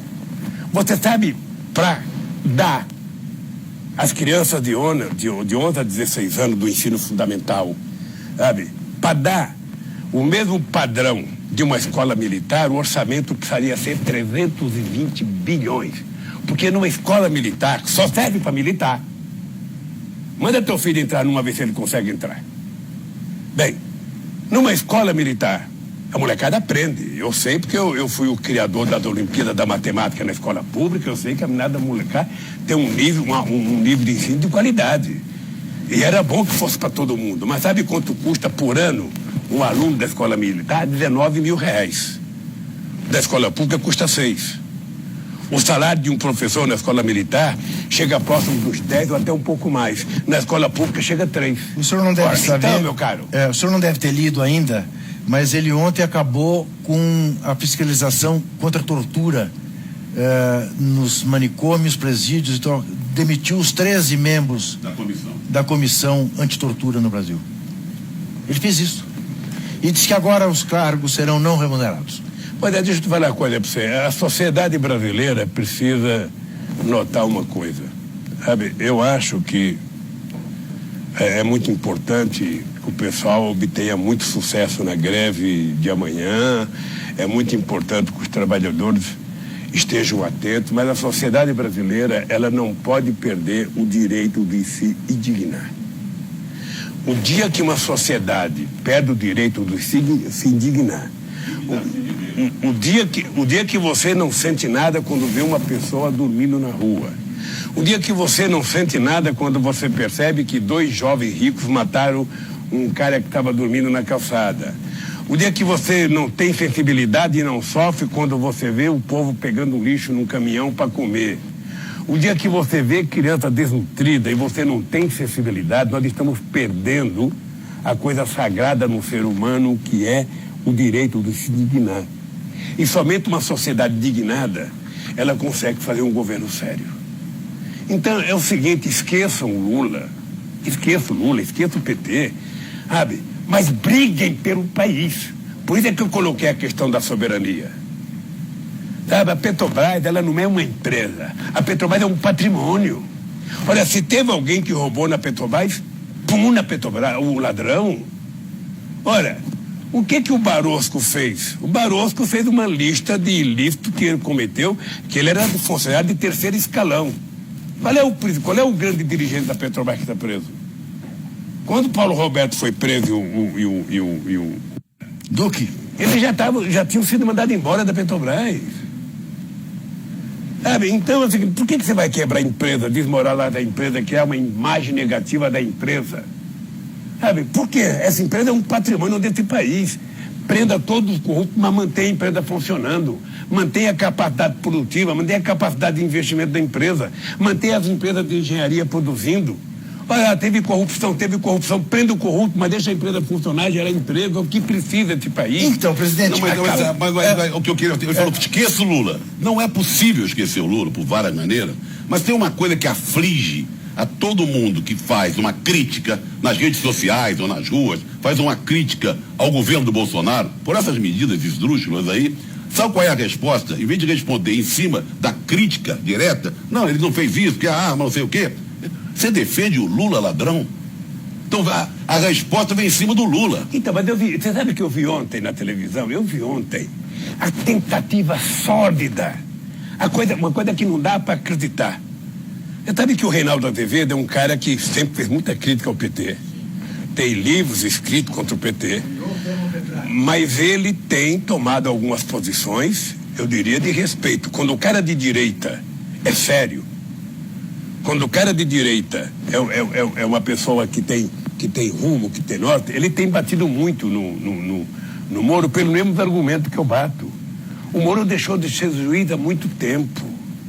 O Moro, quando a mosca azul da Globo pousou na testa dele, ele virou um serviçal da Globo. Ele não escrevia uma sentença sem falar com a Globo. Eles vazavam notícia para a Globo. É por isso que ontem eu vi a loucura de tentar desmoralizar o Glenn. A loucura.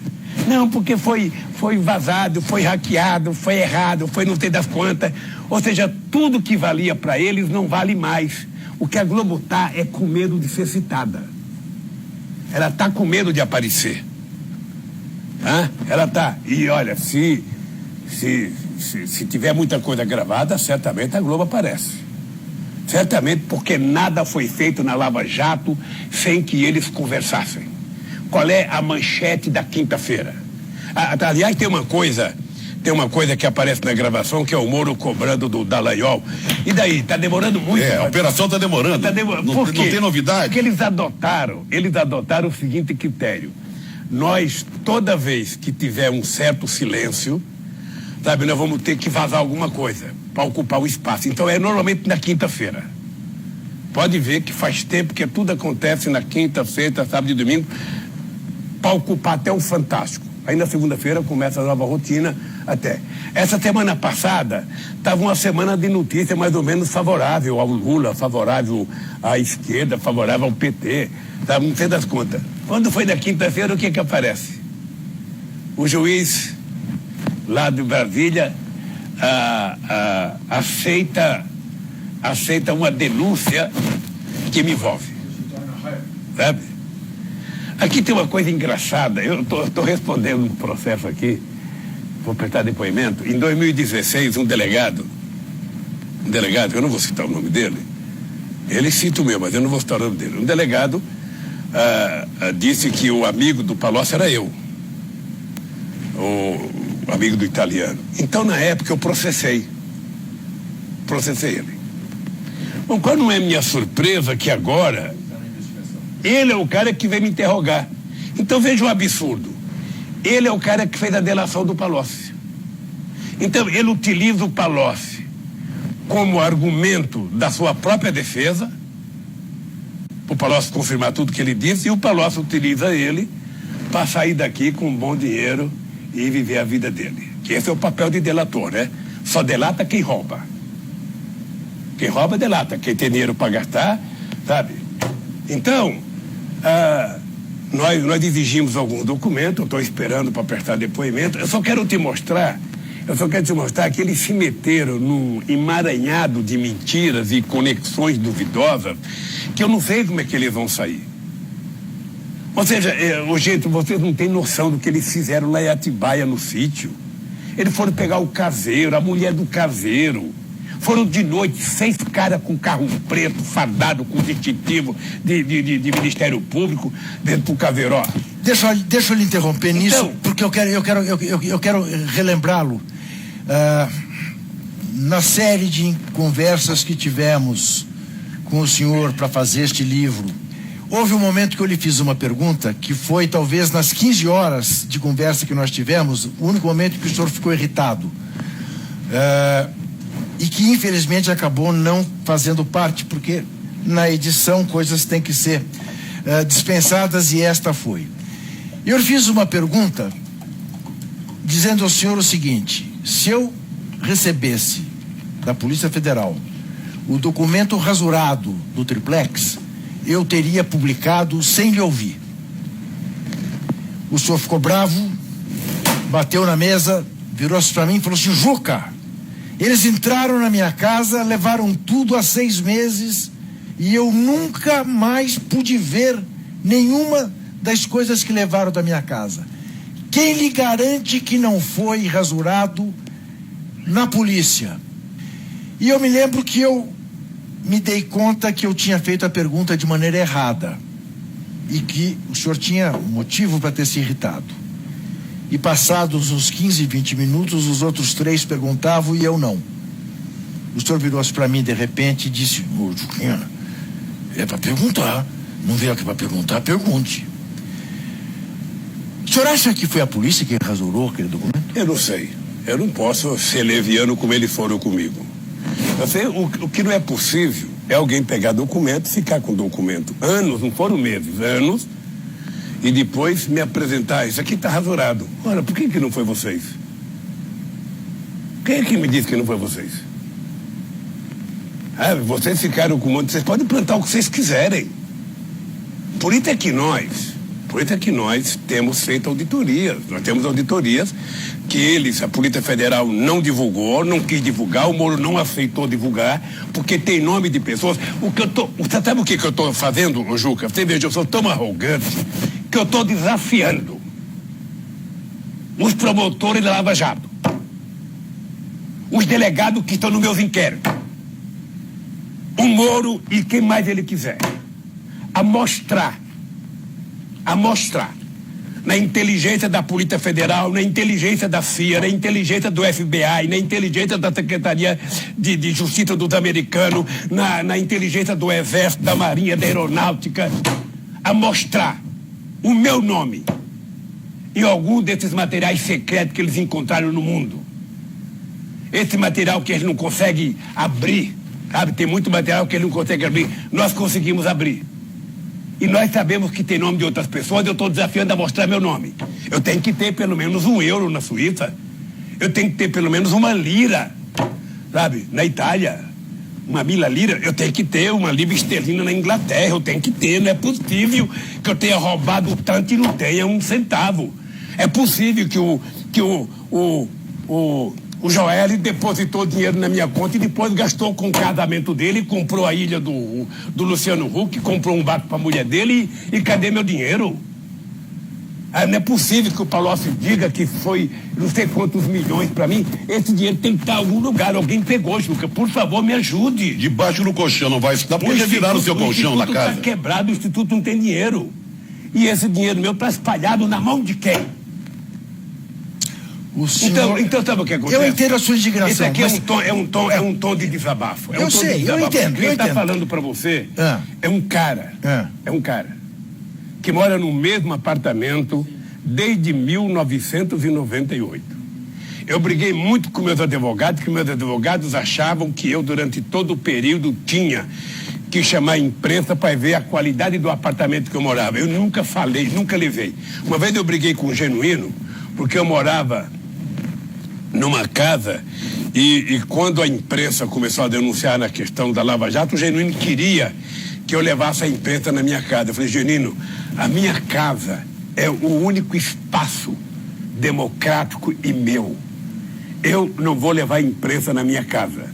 Depois a Polícia Federal foi, porque cada policial que foi na minha casa chegou com a maquininha pendurada no peito, sabe, para tirar fotografia. Sabe? Agora deveria criar um outro filme, a lei é para todos, como aqueles que poderia fazer um outro filme. E no filme poderia mostrar, sabe, uma calota de um carro roubada por mim, alguma coisa.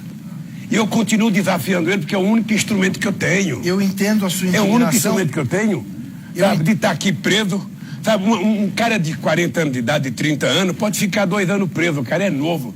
Eu não tenho mais muito futuro, meu cara, eu estou com 73 anos de idade, eu estou há 1 ano e meio enclausurado aqui dentro. À espera de que alguém prove que o Lula é culpado, que eu fico quieto. Me desmoralizem, pelo amor de Deus. Me desmoralizem. Faça a minha bisneta ter vergonha de mim, minha neta, diga e prove. Presidente. Então, por isso que eu sou obrigado a ficar indignado. Perfeito. Eu entendo perfeitamente. A mim não posso aceitar. Não posso aceitar. Agora, o senhor nega... Que irresponsável. Por isso é que eu falo sempre, o Moro é mentiroso. Pode ver que o Moro, quando fala na televisão, no microfone, ele não olha nos olhos.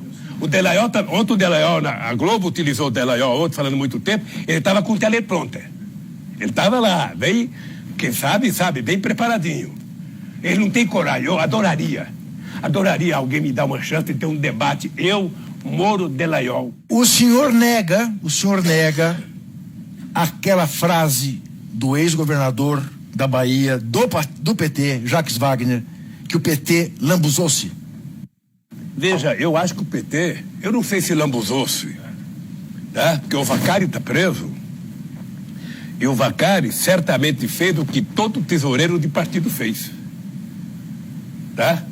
Se você pegar a conta do PSDB, ele arrecadou 300 e poucos milhões, o Vacari 300 e poucos milhões, sabe? Eu sei que naquele momento, a prisão do Vacari era condição sine qua non para a operação, sabe? Ir para cima do PT. Não estou dizendo que eles agora prendemos Eduardo Cunha. O Eduardo Cunha tinha que ser preso independentemente da Lava Jato. Todo mundo que faz política sempre soube do comportamento do Eduardo Cunha. O que eu acho é que nós precisamos colocar o país... Mas não falta essa autocrítica do PT que o senhor se recusa, porque os outros fizeram igual, porque os outros... Não, pelo amor de Deus. Pelo amor de Deus, Juca. Vamos ver o seguinte, foi no meu governo, sabe, e no da Dilma, no meu com o Márcio, e no meu com o Tarso, e no da Dilma com o Zé Eduardo, que nós criamos todos os mecanismos de apuração.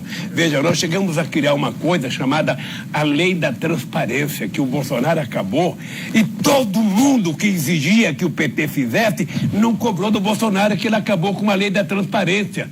No governo do PT, as pessoas sabiam qual era o papel higiênico que a presidenta Dilma utilizava. Se ela chupava um chiclete, porque a gente queria escancarar. Hoje, por que ninguém cobra isso? Então, o PT no governo, o PT criou um mecanismo de proteção da coisa pública. Se alguém do PT cometeu erro, eu vou dizer para você, tem que pagar igual. A lei não foi feita. Quando nós fizemos a lei, não foi feita para os outros, foi feita para nós. Então, o que eu quero é o seguinte, querem me punir, ótimo. A lei é para todos, ótimo. Agora, todos têm que ser julgados com respeito à Constituição, com respeito à lei e com provas. Eu não posso prender o meu vizinho porque eu não gosto dele. Então, eu estou há um ano e 2 meses aqui só querendo isso. Eu quero que leiam, eu quero que analisem, eu quero que diga o seguinte, bom, a chácara do Lula, sabe? O Lula influenciou na compra do avião da Dilma.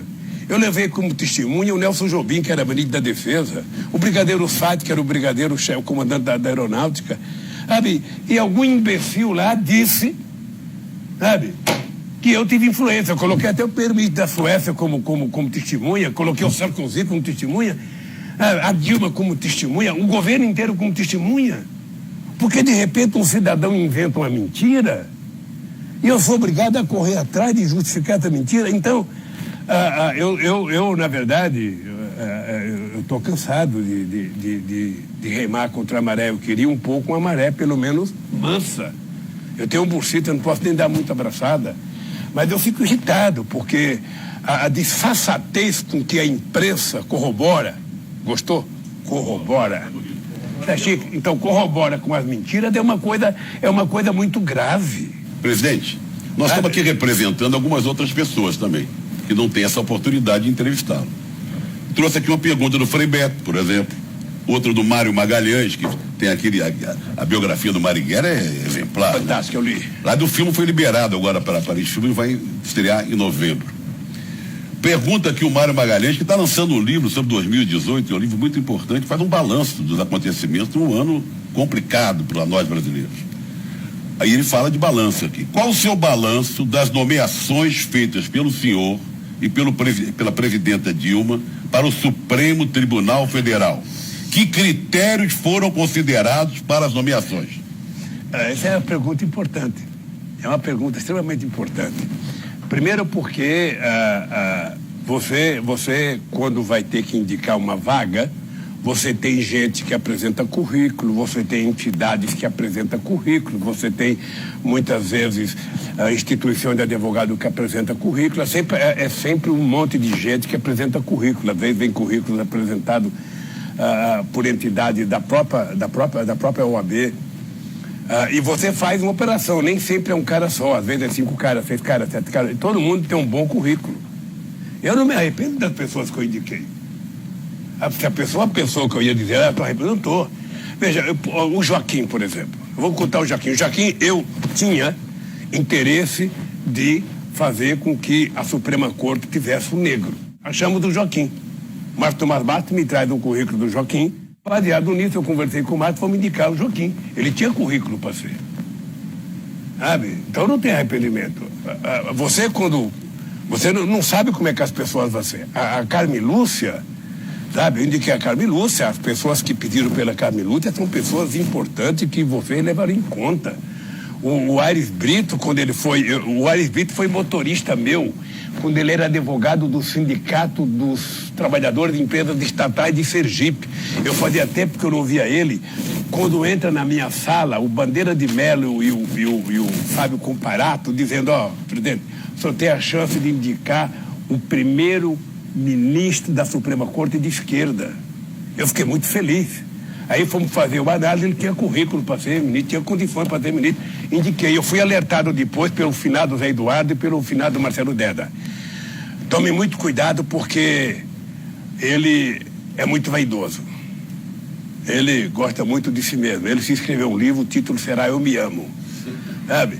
Eu não levei muito em conta, indiquei. Eu acho que, como eu nunca indiquei pensando em favor pessoal, sabe? Eu acho que essas pessoas tiveram um papel importante na questão da célula Tranco, sabe? Na reserva indígena, tiveram um papel importante na União Civil, nas cotas, sabe?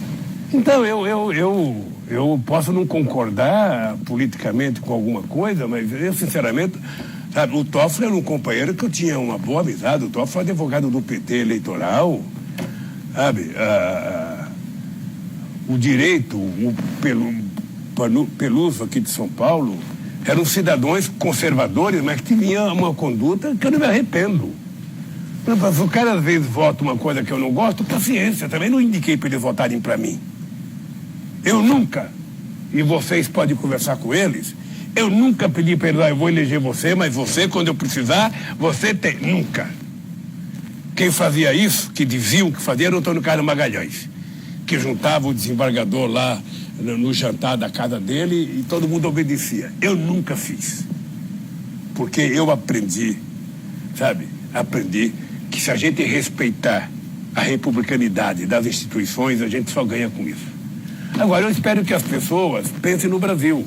Mas esse pacto do qual faz parte o Dias Toffoli te surpreendeu? Não, o Toffoli cometeu um pequeno, grande engano, parecido numa reunião para fazer pacto.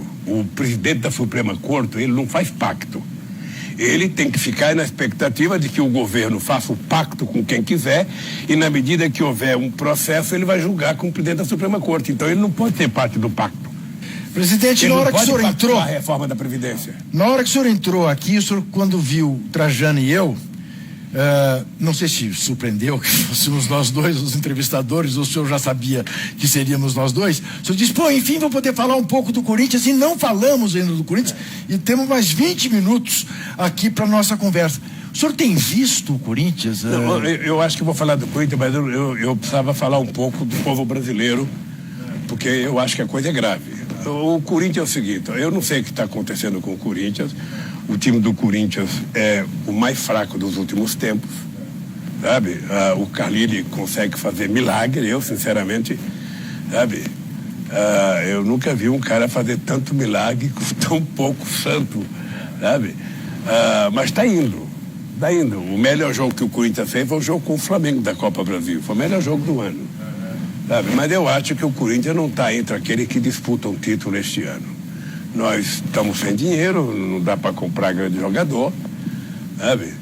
Vamos levando. Aliás, o futebol brasileiro está vivendo uma situação engraçada, né? Porque o Palmeiras está comprando jogador, tem 2 ou 3 em cada posição, ou seja, o Palmeiras se dá o luxo de comprar jogador para colocar na reserva, sabe?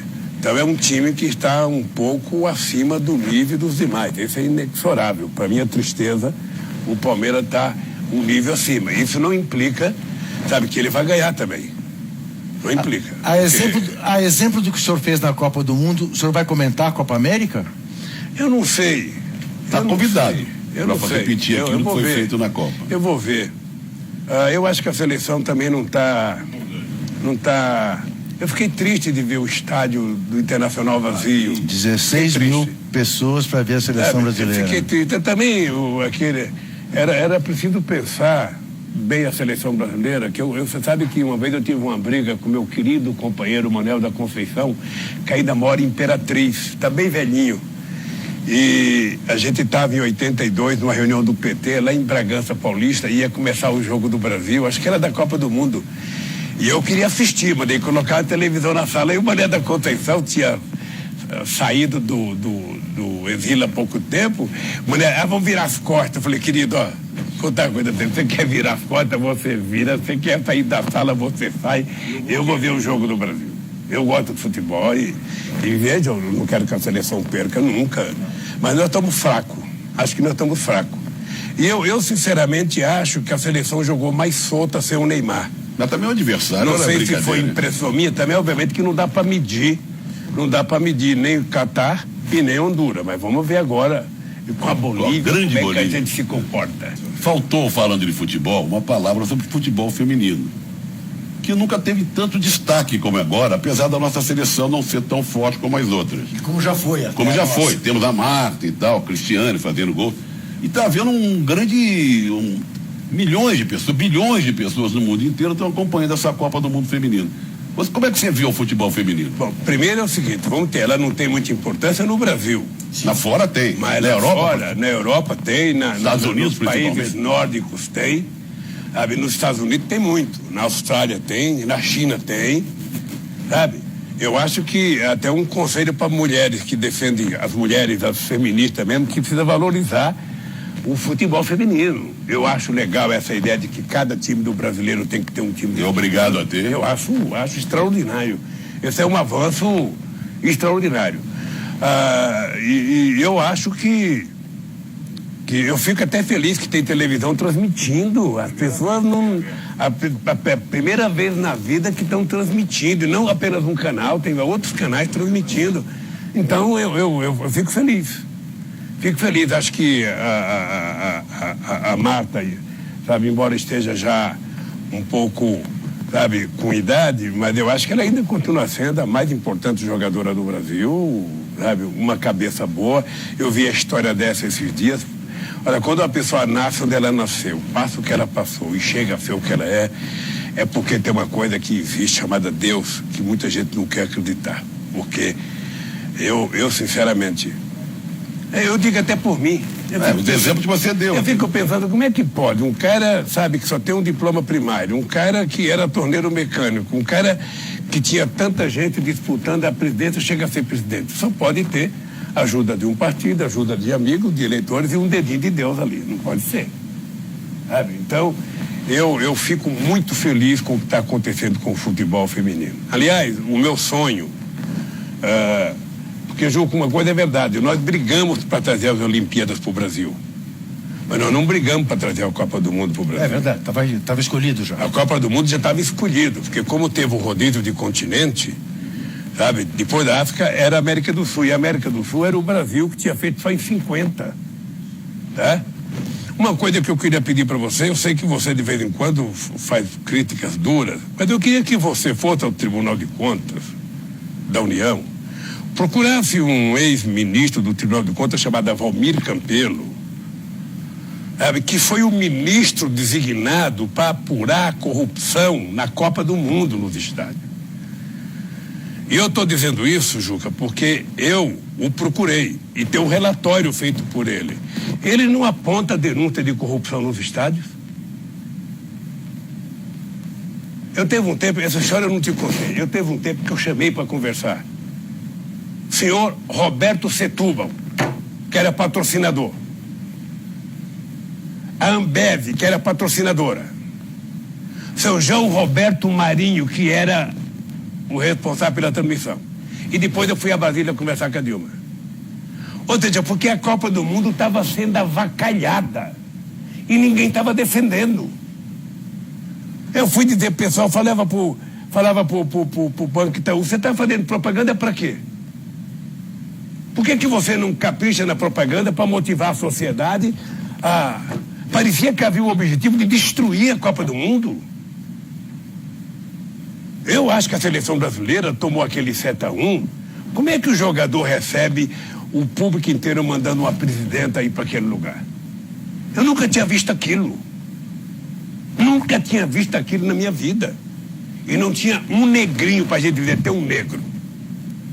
É plural o estádio. Sabe? Então, eu até queria, como você é um cara muito interessado nisso, e eu sei das tuas brigas para moralizar o futebol, mas era importante, porque o Tribunal de Contas designou um ministro para investigar a corrupção na Copa do Mundo, e o relatório dele é que não tem corrupção. E no imaginário da opinião pública tem corrupção em tudo quanto é lugar. Então eu queria te dizer isso porque eu fui atrás. Ok, eu vou atrás. Sabe?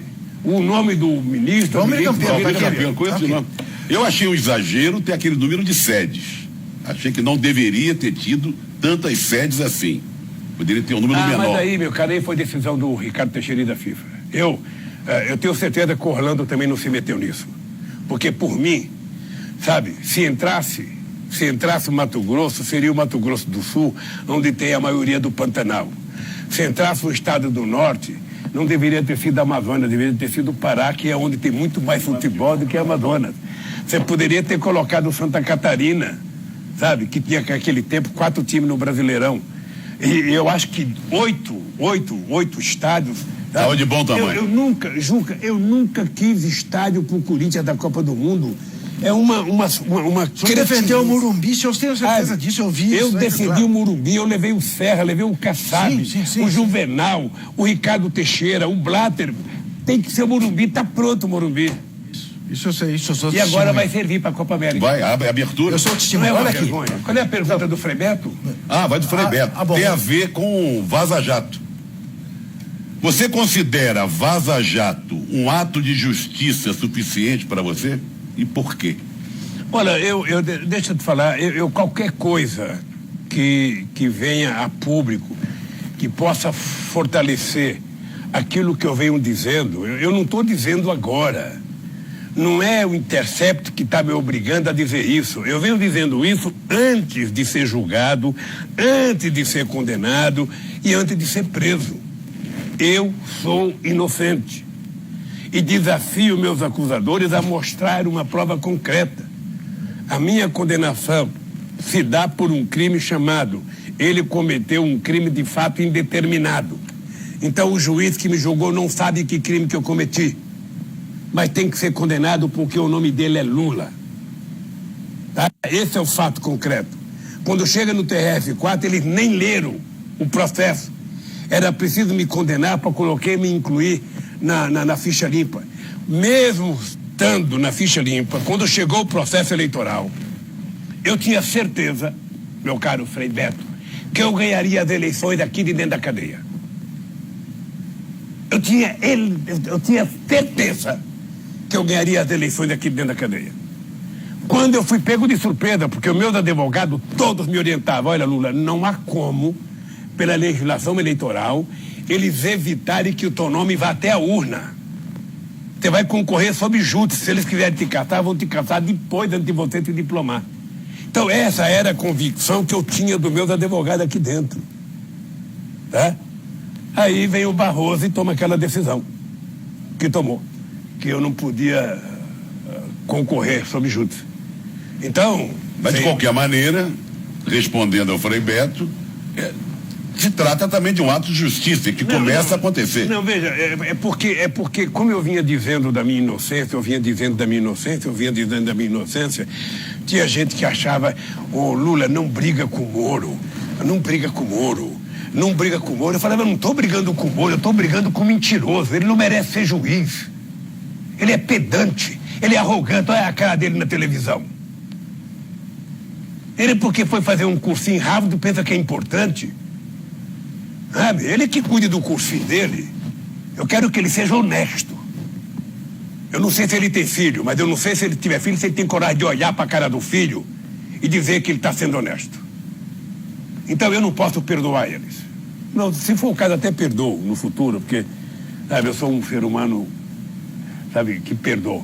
Mas eu não posso admitir, eu quando vejo o Dallagnol com aquele ar de menino messiânico, menino que aprendeu a jogar bolinha de gude num carpete, que aprendeu a empinar papagaio na frente do ventilador, sabe? Querer ser o porta-voz da honestidade nesse país e depois estava por detrás dos panos fazendo um acordo para pegar 2,5 bilhões para criar um fundinho dele. E tem mais, vai chegar a 13 bilhões. Isso existe documento, existe filme, sabe? Na hora certa, como aconteceu agora com o Glenn, na hora certa vai acontecer muita coisa nesse país.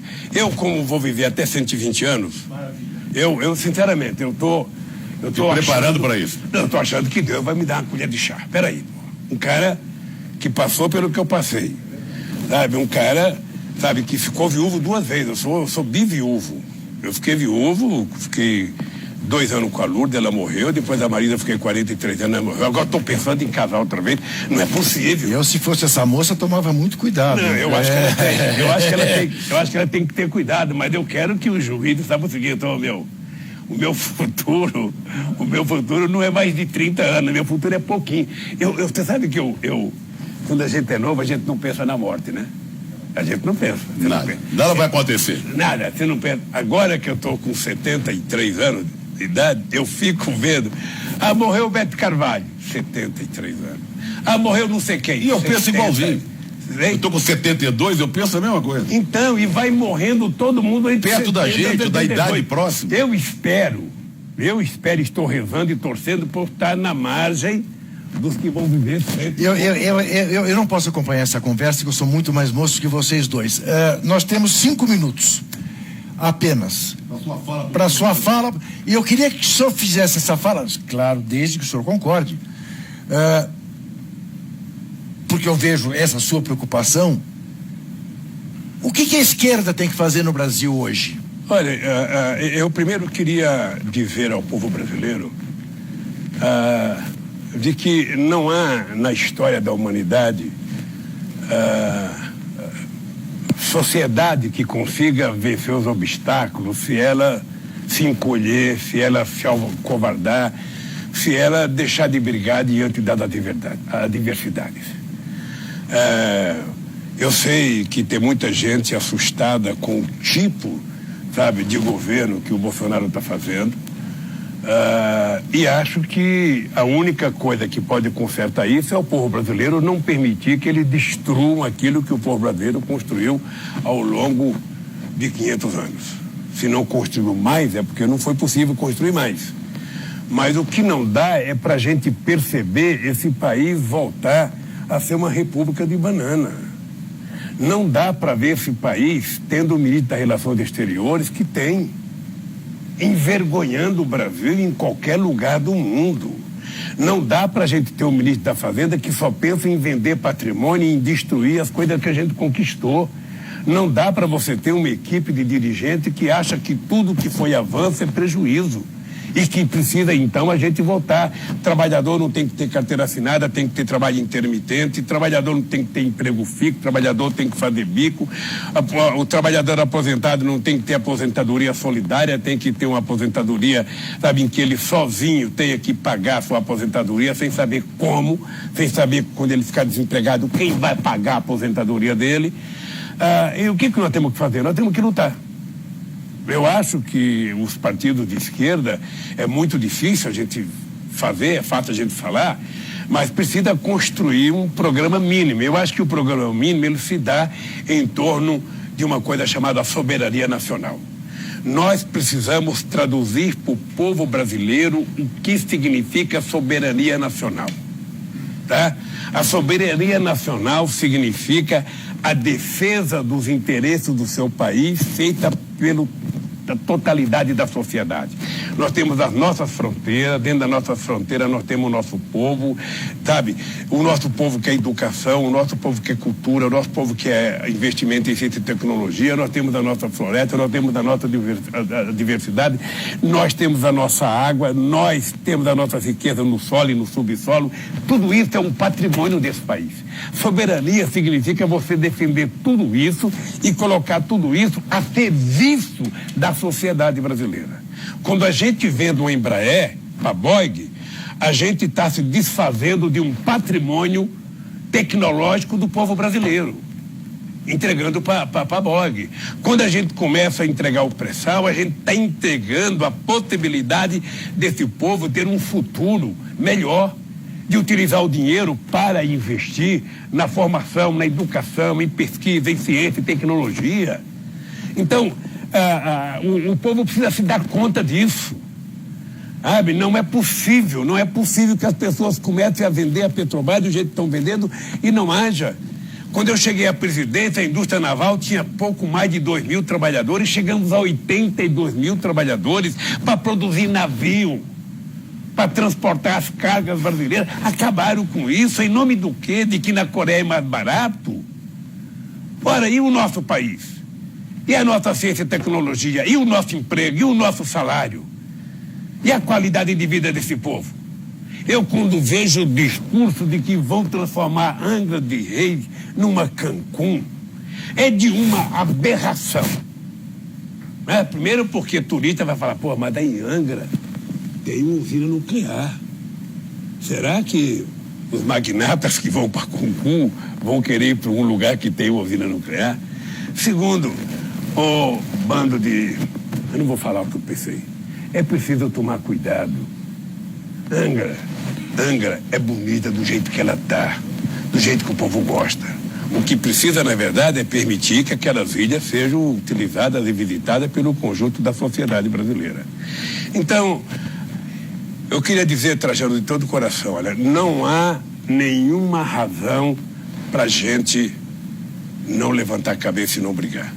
Não, se você tivesse um governo bom, eu digo sempre o seguinte, era difícil fazer oposição quando a direita elegeu o Fernando Henrique Cardoso, porque todo mundo era um social-democrata, cara da USP, cara qualificado, então era difícil a gente ser contra.